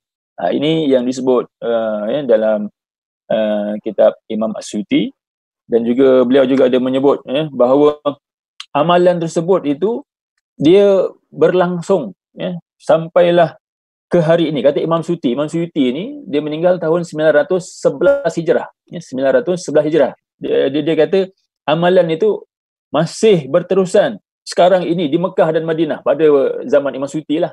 Tapi sekarang ni mungkin tak ada. Tapi zaman Imam Suyuti tu dia kata berterusan amalan tu di Mekah dan Madinah. Dan secara zahirnya kata Imam Suyuti, ianya tidak pernah ditinggalkan, amalan itu tidak pernah ditinggalkan sejak daripada zaman sahabat sehinggalah ke sekarang ini, iaitu di masa Imam Suyuti hidup lah. Jadi Masya ini Allah. mungkin daripada situ kita boleh fahamlah bagaimana perkara ini boleh timbul, ya, walaupun mungkin kita sebaiknya kita tak perlu tetapkan hari lah, ya, sebab yang tadi tu dia hanya adat saja. Tapi nak mengkhatamkan Al-Quran itu, ya, mengkhatam Al-Quran itu mungkin dia tengok hari itu cantik, 7. Maknanya yang angka 7 ni dekat dalam Islam pun di antara angka yang istimewa. 40 pun di antara angka yang istimewa. Ya. Jadi sebab itulah diletakkan angka-angka itu, ya, bagi untuk dikhatamkan Al-Quran, ataupun mungkin yang hari yang ke-7 itu dah khatam tu dibuatkan bacaan tahlil itu. Tapi kadang-kadang orang tu dah tak buat dah. Yang selama 40 hari tu dia tak buat selama 40 hari, dia buat hari ke-40 je. Dia buat hari ke-40 je. Mungkin dia orang kata kalau tak dapat buat semua, jangan tinggal semua. Macam itulah mungkin kat situlah. Jadi kita tengok ni adat masyarakat kita ni, dia datang daripada para alim ulama juga. Bukanlah orang kata daripada ajaran Hindu atau Buddha. Ada yang kata dalam ajaran Hindu ada juga sama macam tu. Tapi dalam penfatwaan dalam Islam, sesuatu fatwa itu tidak terbatal kalau ada kesamaan secara tak langsung dengan agama lain. Dia tak ada saya tak pernah pula dengar kaedah fatwa akan terbatal jika ada dilakukan oleh agama lain. Saya tu tak pernah dengar lah. Tapi kita berdasarkan dalil, berdasarkan kepada amalan yang diwarisi, ya, oleh para alim ulama, dan juga ada dia dalil walaupun mungkin dipertikaikan dhaif, tapi dhaif ini dalam mazhab kita Asy-Syafi'i dan juga jumhur ulama boleh diamalkan, ya, dalam bab fadail al-a'mal dan yang seumpamanya. Ya, fadail a'mal. Ya, sebab ini dia bukannya berkait tentang perkara wajib ke apa, bukannya benda ni wajib, kita tak wajibkan pun, ya. Jadi kadang orang faham kita wajibkan, bukan, benda ni harus, ya, benda ni harus, ya, maknanya kalau dalam bab fadail a'mal ini harus diamalkan, maka amalan tersebut adalah harus. Dia bukannya mesti kena buat, kalau tak buat ini jadi aib, jadi rasa berdosa, tak, bukan begitu. Ini pun yang kita kena fahamkan masyarakat kita lah. Jadi mungkin yang saya sebut tadi itu tentang penghataman Al-Quran itu yang dilakukan oleh ahli-ahli waris, ataupun mungkin dikumpulkan orang-orang yang jiran-jiran dan sebagainya untuk menghatamkan Al-Quran itu. Ini ada, ya, disebut, dibincangkan oleh para alim ulama, bahkan Imamuna Asy-Syafi'i rahmatullah alaih, ya, dia jelas menyebut dalam kitab Al-Ummnya ini, ya, dan juga disebut oleh Imam Nawawi, dan ini adalah sehingga dia menjadi muktamad dalam mazhab, ya. Dia muktamad dalam mazhab Syafi'i ini, benda ni muktamad, ya. Seperti Imam Nawawi dia sebut dalam Riyadhus Shalihin, dia kata wa in khatamu al-Quran innahu kana hasanan, ya, jika dikhatamkan Al-Quran di sisi si mati itu, maka itu lebih baik. Dalam kitab Al-Azkar pun Imam Nawawi sebut sekali lagi, ya, dalam syarah Sahih Muslim pun beliau sebut, ya, dalam kitab Al-Majmu' pun beliau sebut, ya. Jadi dia menjadi perkara yang muktamad dalam mazhab Syafi'i. Bila saya tengok dalam mazhab Hambali pun dia adalah yang muktamad. Tentang sampainya pahala baca Al-Quran ini kepada si mati, dan apa-apa manfaat, perkara manfaat itu boleh disampaikan kepada si mati, dia adalah yang muktamad, walaupun ada perbezaan di antara Hanabilah ni, tapi bila tengok dalam kitab Mughni, ya, kitab yang terbesar, fiqh Hambali ni, memang Imam Ibnu Qudamah ni memang disebut, ya, bahawa Imam Ibnu Qudamah ni, dia meninggal tahun 620 Hijrah. Bila kita tengok tahun dia ni sangat lama lah. Sebelum Ibnu Taimiyah lagi, ya, sebelum Ibnu Taimiyah meninggal 728 Hijrah, ya, jadi sebelum 100 tahun lebih sebelum itu. Ibnu Qudamah, di antara apa ni yang apa di pandangan dia juga muktamad dalam mazhab Hambali, dia juga menyebut dari dalil ini. Bahkan dia ada sebut yang mungkin saya nak bacakan di sinilah, kata Imam Ibnu Qudamah, innahu ijma'al muslimin, sesungguhnya ia adalah ijma' orang-orang Islam. Walaupun dari segi dakwaan ijma' ulama ni mungkin dipertikaikan, tapi mungkin maksud ijma' muslimin ini ialah kebanyakan lah, maknanya ramai sangat orang yang buat di zaman itu ni. Ini abad ke-7 ni. Fa'innahum fi kulli asrin wa misrin yajtami'unahu wa yaqra'una al-Quran wa yahduna thawabahu ila mautahu min ghairi nakir. Sesungguhnya orang Islam ini pada setiap zaman dan setiap tempat ini mereka berhimpun dan membacakan Al-Quran dan menghadiahkan pahalanya kepada orang-orang yang telah meninggal dunia tanpa ada bantahan daripada orang yang membantah. Maknanya ini Ibnu Qudamah dah sebut bahawa perkara ini berhimpun untuk membacakan Al-Quran dan menyampaikan pahalanya kepada si mati ini, dia kata ini perkara yang biasa dilakukan di setiap zaman dan setiap tempat di kalangan orang Islam.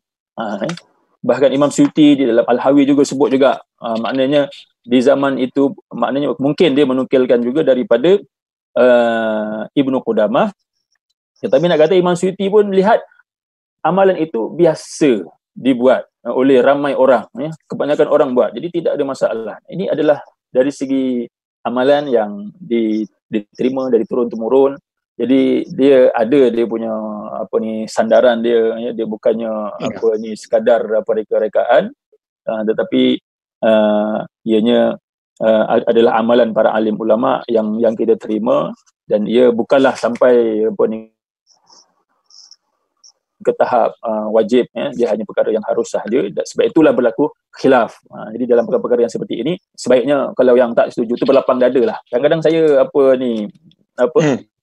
tengok ni orang yang tak setuju ni, dia kena sebutkan hadis ini, hadis innamal a'mal binniyat. Ini hadis sahih, innamal a'mal binniyat, sesungguhnya setiap amalan itu, amalan ini dia bergantung dengan niat dia. Wa innamal likulli imri'in ma nawa, sesungguhnya bagi setiap orang itu apa yang diniatkan, dia akan dapat apa yang diniatkan. Kalau berdasarkan wa innamal likulli imri'in ma nawa ni, bagi setiap orang itu dia akan memperolehi apa yang diniatkan. Maknanya kalau dia niatkan nak sedekahkan pahala, niat tu dia niat untuk sedekahkan pahala kepada orang lain, nescaya sampai. Kalau dia tak percaya, minta dia niatkan dia punya amalan, sebuah amalan tu bagi pada saya. nanti kita tengok dekat akhirat. Wallahu taala a'lam. Baik. Itulah setakat dia yang saya nampaklah juga, kalau ini puak sebelah yang mengingkari apa yang selalu kita lakukan lah, baca Yasin malam Jumaat, tahlil arwah, kenduri kenduri tahlil. Ini semua kalau dipandang dalam permasalahan ini macam doktor kata tadi tentang kita membaca Al-Quran panjangnya 30 juzuk tu, mungkin diambil masa untuk dapat 7 hari, 14 hari. Dan boleh tak kita kata juga itu mungkin tafaulan. Tafaulan tu maksudnya mungkin kita nak ambil ada kaitan dengan 7 hari. Contohnya Allah SWT menciptakan langit dan bumi ini dalam 7 hari, lalu dia ambil keberkatan 7 hari itu diambil. Mungkin 40 hari itu tempoh manusia ke lebih kurang, mungkin kita boleh kaitkan begitu. Tapi masalahnya pihak sebelah sana tu yang asyik mengingkari itu, dia tak boleh. Dia mesti nak ada Al-Quran sebut, ada hadis sebut. Hatta apa yang kita sebut tadi, macam contohnya doktor sebut tentang Imam As-Suyuti. Ini pengalaman saya sendiri. Saya masa belajar dekat Mesir tu, dekat Tonto, jumpa seorang lepas kita solat asar. Datang seorang, dia kata kepada saya, dia kata, anta ta'rif As-Suyuti. Saya pun kata, Suyuti mana pula ni? Ingatkan dia nak cakap kawan ke apa ke? Ini baru belajar Usuluddin. Yang sedih itu belajar Usuluddin di Al-Azhar. Orang Arab ni, bukan orang Malaysia.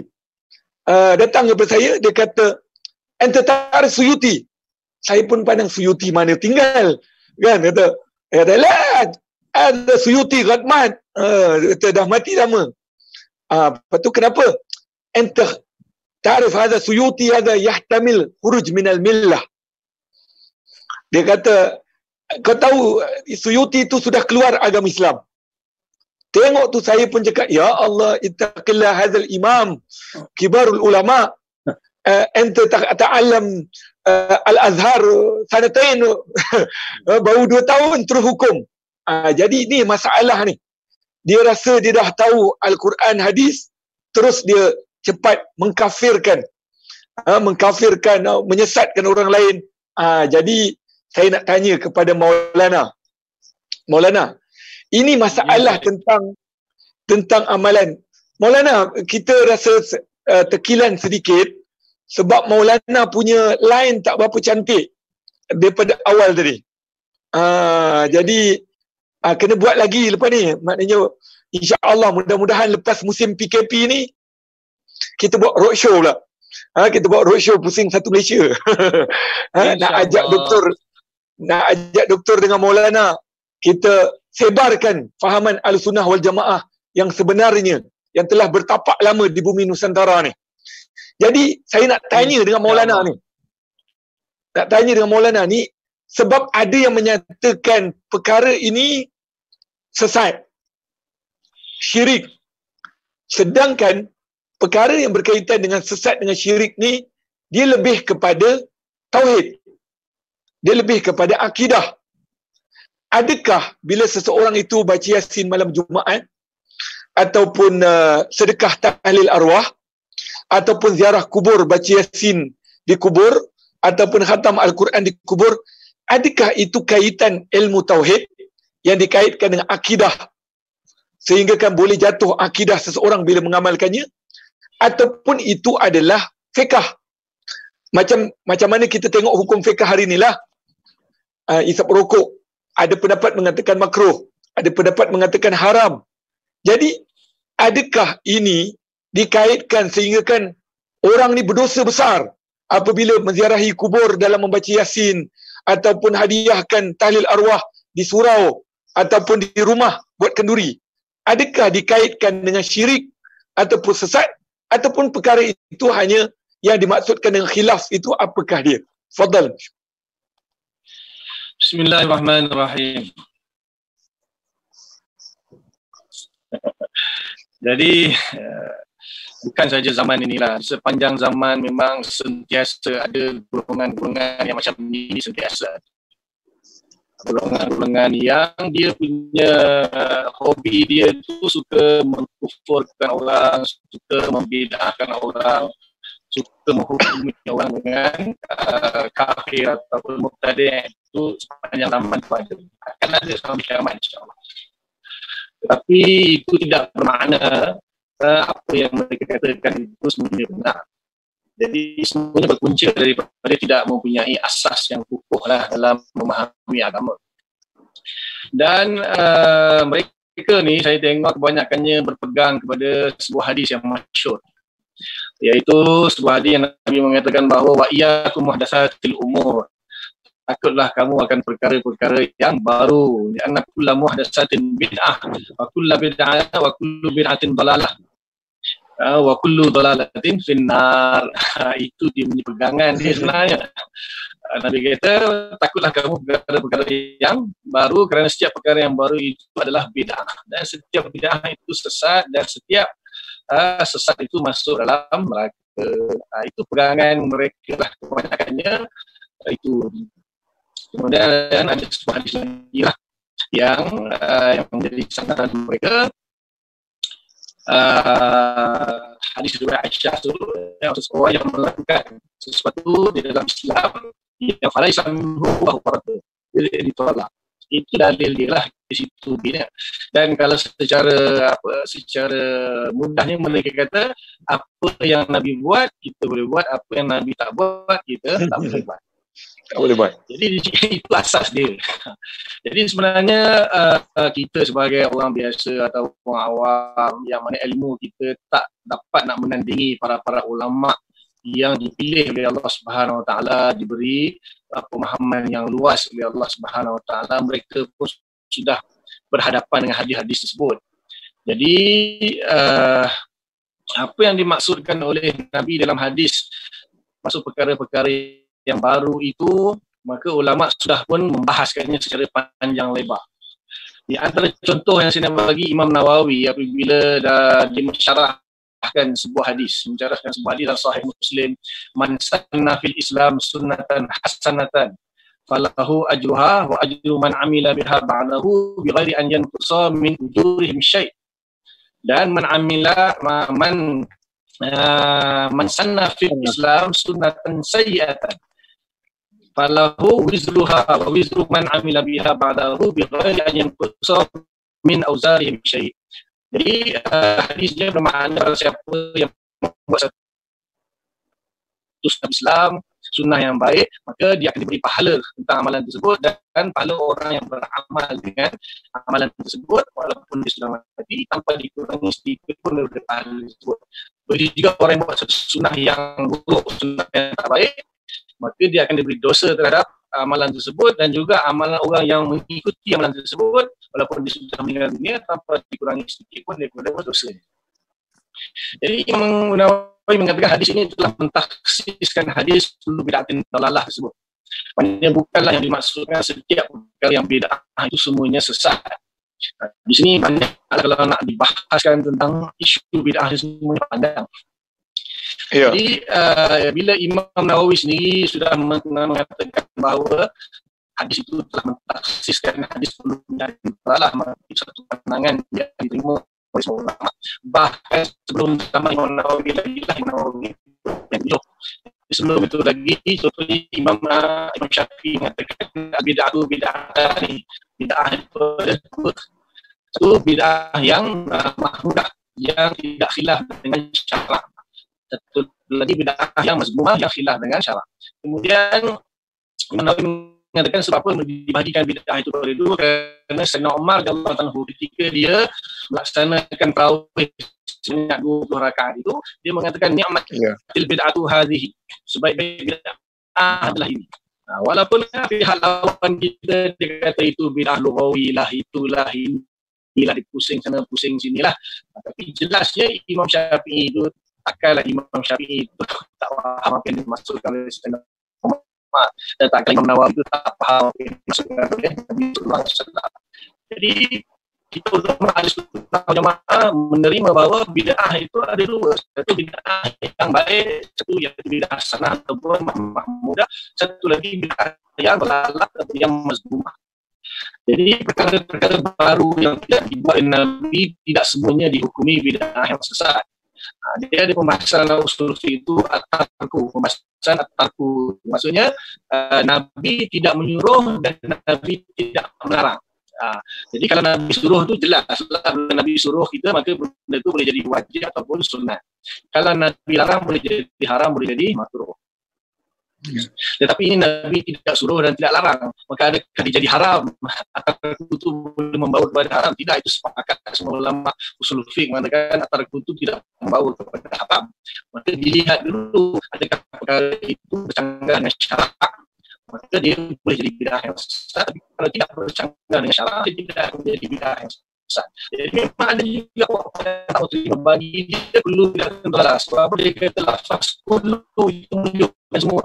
Maka kita, ulama kita bahas kullu itu bukanlah menunjukkan semua. Ada kullu yang dipanggil kullu majmu'ah, ada dipanggil kullu jami'. Kalau kullu majmu'ah itu adalah sebahagian, bukan semua. Kalau kullu jami' barulah masuk semua. Contohnya kullu jami' kullu min indillah, itu kullu yang masuk jami' semua sekali. Adapun kullu yang bermaksud majmu'ah sebahagian, banyak dalam Al-Quran. Contohnya dalam surah Al-Kahfi kan, wa ya'khudhu kulla safinatin ghasba. Jadi kata Nabi daripada Nabi Musa, maknanya dipecahkan kapal itu, rosakkan kapal itu kerana ada raja yang mengambil kulla safinatin. Dia sebut kulla safinatin, Dalam Quran Allah sebut tapi tak masuk semua, sebahagian kapal yang elok saja, bukan semua. Kalau perlu termasuk semua, apa faedahnya Nabi dipecahkan atau mengusahkan kapal itu sikit? Bukan dalam surah nama lagi Abdul Bakis kan, yang burung Hud tambah hadir, kemudian ditanya oleh Nabi Sulaiman, dia cerita dia datang daripada satu kerajaan Abdul Bakis yang menyembah matahari. In kulli syai'in, diberikan kulli syai', maksudnya diberikan segala sesuatu, sedangkan kita faham bahawa Nabi Sulaiman lah ketika itu yang menguasai dunia, yang diberikan kepada Ratu Balqis itu sebagian kecil saja di Yaman sana. Jadi lafaz kullu itu tidak menunjukkan semua. Tudammiru kullu syai'in bi amri rabbiha itu pun banyak lagi lah secara akli, secara nakli ini kita membuktikan lafaz kullu itu tidak bermaksud semestinya kami, ada kullu yang bermaksud majmu'ah. Itu berbahasa dalam usul. Jadi kesimpulannya ulama Ahlussunnah mengatakan bahawa setiap perkara yang baru itu bukan semuanya dianggap bid'ah yang sesat, bahkan sebagai itu boleh dikatakan bid'ah yang baik. Bahkan Sultan Ulama Syekh Izzuddin Abdul Salam meninggal pada tahun 1960 mengatakan bahawa bid'ah itu terbagi kepada 5. Ada bid'ah yang wajib, bid'ah yang sunat, bid'ah yang harus, bid'ah yang makruh, bid'ah yang haram. Jadi orang-orang yang ni dia memang tak mau dengar ni semua hujah-hujah ni, dia tak mau dengar. Tak tahu Allah Ta'ala dah kunci hati dia macam mana, Allah Ta'ala alam lah. Dia tak mau dengar semua tu. Jadi kita ikut ulama. Jadi kalaulah misalnya semua apa yang ulama-ulama kita tetap itu semuanya sesat, maka ramai-ramailah kita masuk neraka, ya dia saja masuk syurga, kosonglah syurga. Nabi kata umat dia separuh, bahkan 2/3 dari riwayat yang lain, 2/3 umat dia masuk syurga. Jadi 1400 tahun lebih lah, ribu juta ulama mengamalkan apa yang diamalkan sekarang. Jadi kalau semuanya sesat masuk neraka, biar seorang yang masuk neraka, masuk syurga, kita semua sama-sama kita masuk neraka dengan ulama-ulama kita. Dan itu mustahil. Mustahil. Ya. Jadi sebenarnya tak ada asas yang sempurna dalam memahami. Jadi seolah-olah mereka memandang ulama-ulama yang dah semua ulama itu sebenarnya tak betul. Bahkan kata nak ikut Nabi kan nak ikut ulama. Oh, sampai tahap saya pernah dengar macam tu. Kita nak ikut Nabi, kita nak ikut ulama. So saya tanya, ulama kita ikut Nabi ke? Dan Nabi suruh kita ikut ulama. Ulama warasatul anbiya. Ulama itu orang daripada Nabi, kita kena ikut ulama. Jadi kalau kita ikut ulama, kita Nabi kita tak kenal. Kalau kita ikut ulama, kita tak kenal hadis Nabi dah. Nabi mungkin kita kenal. Kalau kita dapat warisan daripada para ulama yang waris Islam, Quran, hadis, amal-amal. Bukan kita tak nak ikut ulama. Jadi kalau kita boleh back to the future, balik ikut Nabi, ikut Nabi. Itu mustahil. Jadi dia kadang-kadang dia orang cakap apa yang dia orang tak faham. Dia sendiri tak faham apa yang dia cakap. Sebenarnya kita tak perlu layan orang macam ni. Jadi kepada para pendengar ni, insya-Allah saya berani bertanggungjawab lah.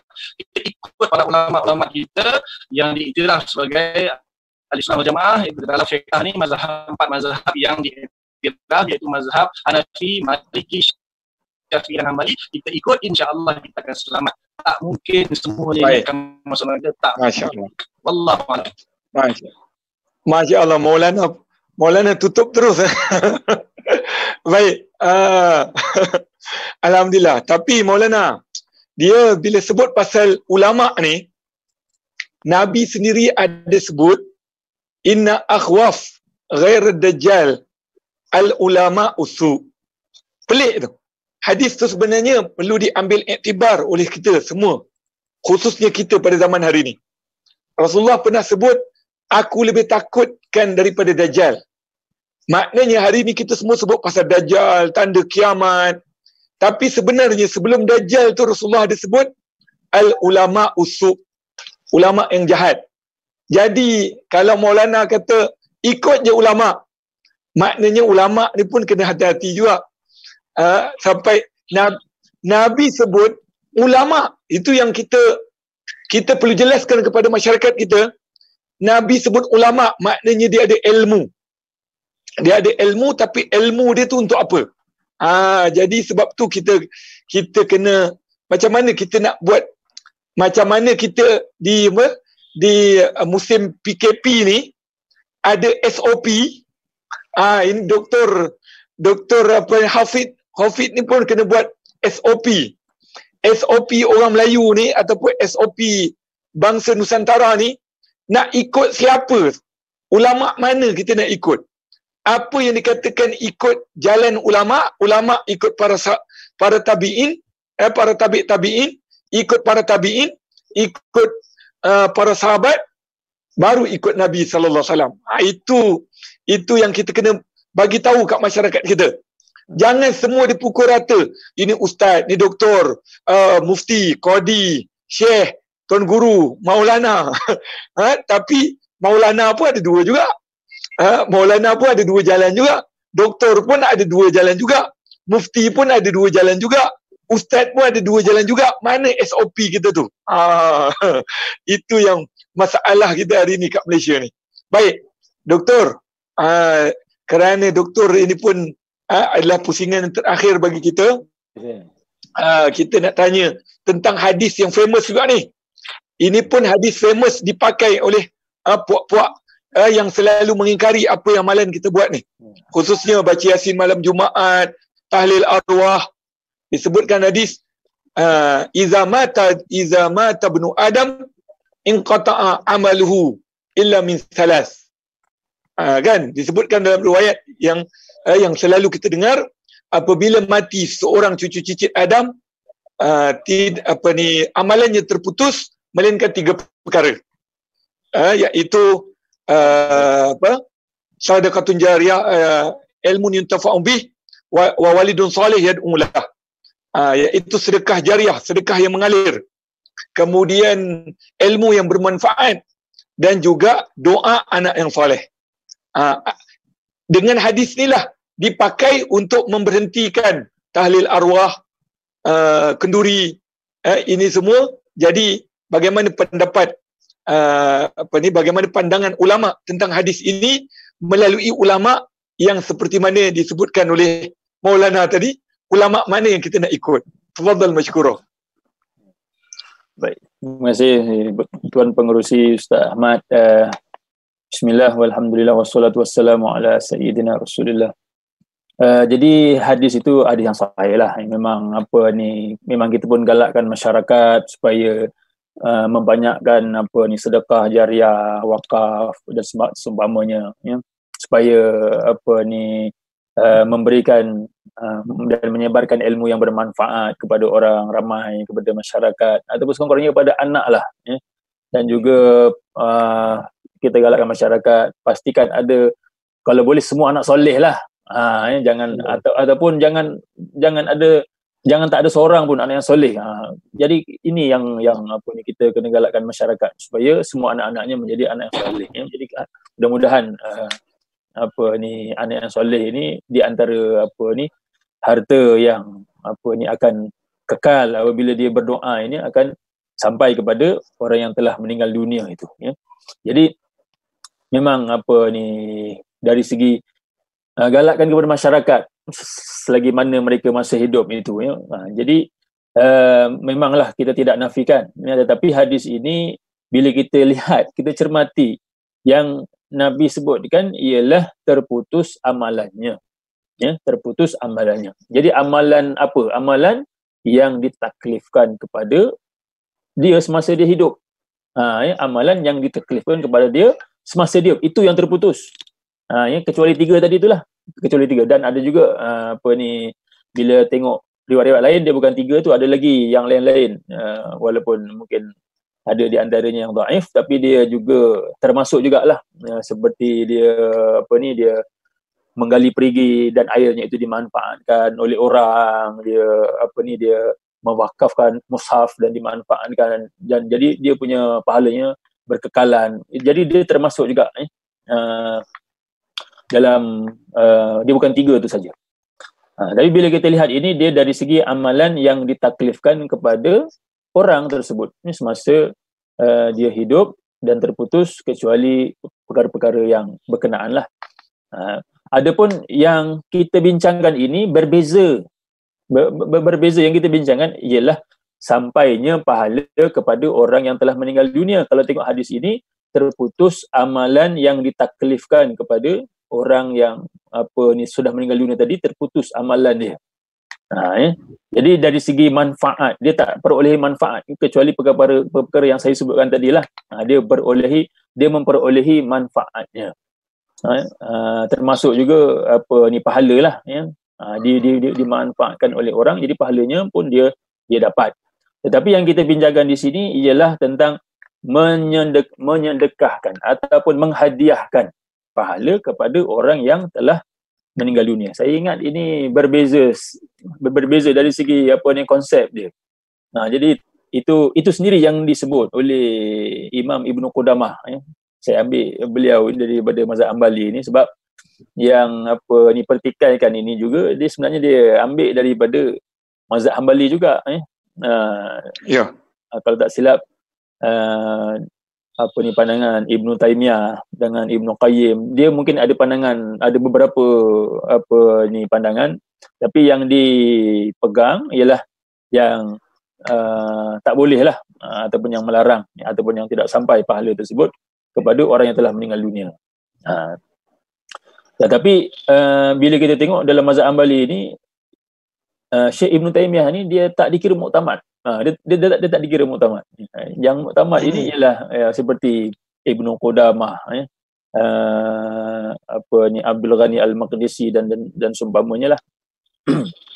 Jadi ini yang disebut oleh Ibnu Qudamah, ya, dia kata apa yang disebutkan bahawa hujah, ya, iza mata banu Adam in qata'a amalu illa min salas itu, jadi dia kata tak betul. Dia kata hujah tu ghair sahih, tak betul, ya.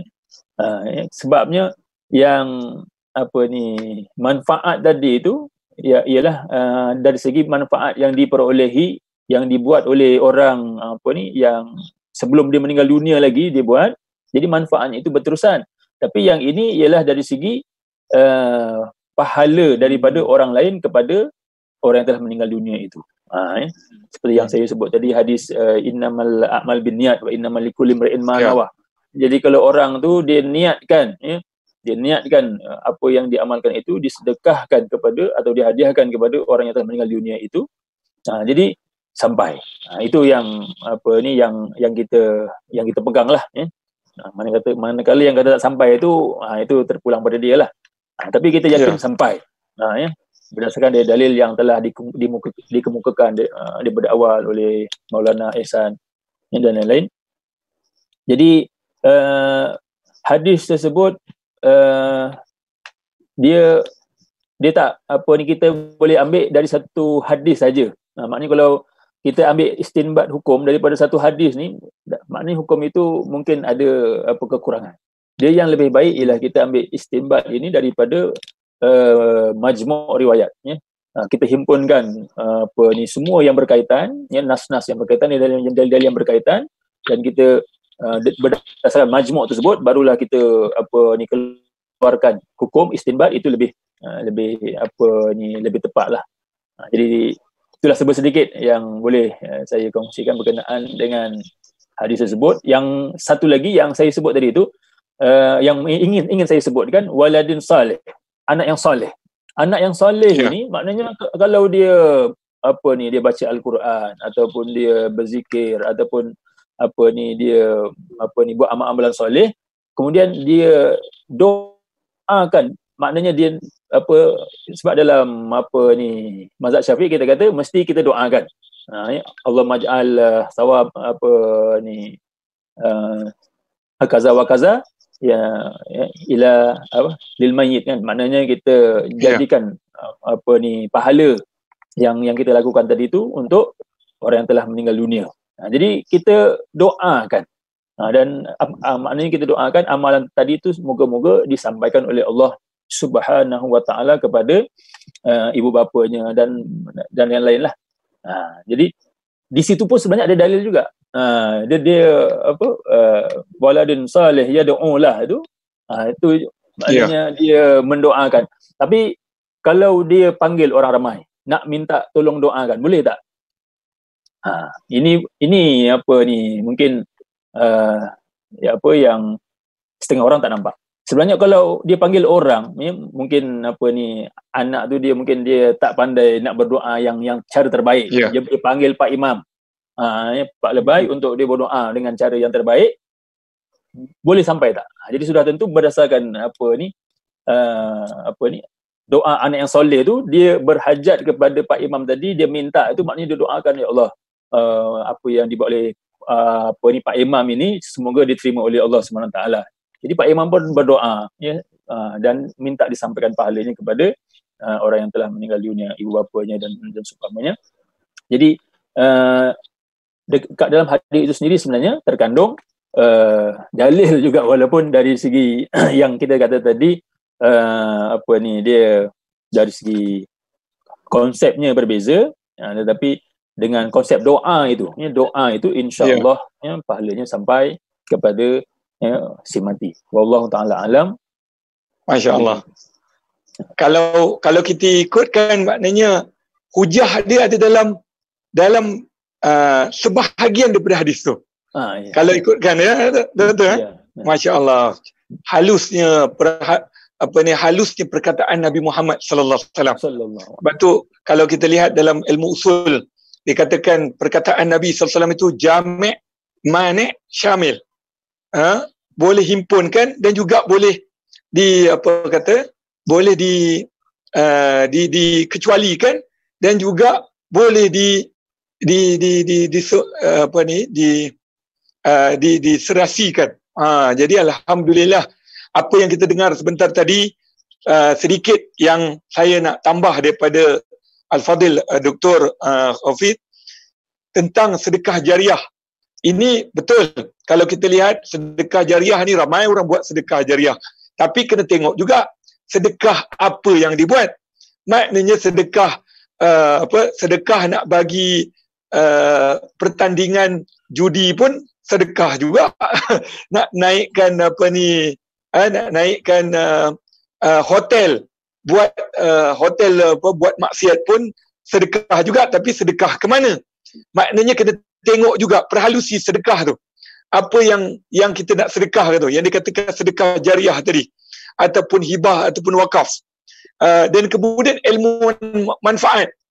Ilmu manfaat ini contohnya kita dapat seorang anak yang hafaz Quran ke apa semua, itu bagus. Tapi kalau anak yang kita didik dia itu, kita ajar dia jadi pencuri, jadi pembunuh upahan, ini bahaya. Ilmu juga, tapi maknanya tak ada hasil lah. Yang ketiga, anak yang soleh. Anak yang soleh tadi, saya nak ambil taklik sikit daripada Al-Fadil Doktor.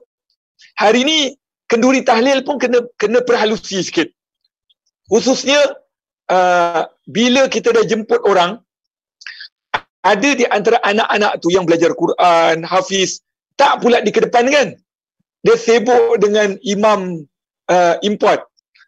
Imam import, imam yang contohnya daripada mana-mana, mungkin ustaz-ustaz yang famous pun diletak suruh baca Yasin apa semua, tapi anak yang betul-betul yang hafaz Quran tak dikedepankan. Maknanya dialah sebaik-baiknya baca Al-Quran ke apa kan, lebih kurang macam itulah. Dan yang keduanya juga, dijemput orang ramai, betul lah macam doktor kata, jemput sebab dia tak boleh nak baca, tapi akhirnya adik-beradik duduk kat luar. Adik-beradik duduk kat luar, orang kampung duduk dalam.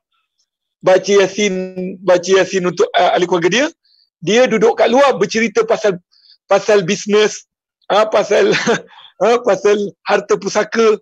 Ini yang tak bolehnya. Kita kiranya, saya suka jugalah doktor dengan Maulana. Kadang-kadang ada benda yang betul tapi disalah gunakan. Inilah kita umat Islam hari ini perlu pelajari daripada orang-orang yang ahlinya. Jadi alhamdulillah kita telah ke udara selama 2 jam. InsyaAllah mudah-mudahan perkongsian kita diberkati dan diredai oleh Allah SWT. Tadi doktor ada sentuh tentang sedekah, maka di dalam program perjalanan dakwah, 4 pertubuhan ini mempunyai perjalanan dakwah masing-masing. dan kalau ada sesiapa yang ingin memberikan sumbangan berbentuk wang ringgit ataupun berbentuk apa saja, rumah, bangunan untuk dijalankan dakwah Islami, Ittihadun Nur, ARG, dan juga Darul Muhibin serta apa saja pendakwah yang ada pada hari ini, boleh disalurkan sumbangan tersebut. Apa yang disebutkan sebentar tadi, jalan dakwah. Wallahu ta'ala a'lam bisawab. Saya selaku moderator pada perkongsian kita pada pagi ini, mudah-mudahan Allah rahmati kita semua, khususnya Al-Fadil Doktor dan Maulana.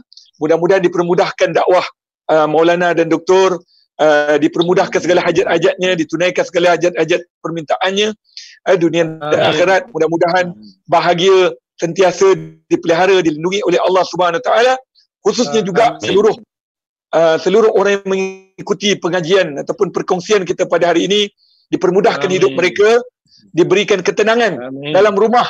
Oh, ini dalam rumah dah 2 bulan tadi. Lama ni.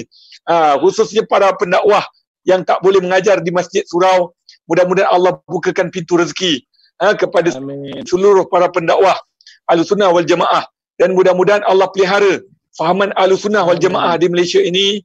Mudah-mudahan Allah sebarkan fahaman Ahlussunnah wal Jamaah yang sebenarnya di negara Malaysia ini. Allah hilangkan fahaman-fahaman yang menyalahi dan bertentangan dengan fahaman Ahlussunnah wal Jamaah Nusantara. Mudah-mudahan Allah panjangkan umur kita untuk bertemu sekali lagi di tempat yang lain, insya-Allah satu masa nanti. Saya minta ampun dan maaf atas segala kekurangan dan kelemahan diri saya lemah ini.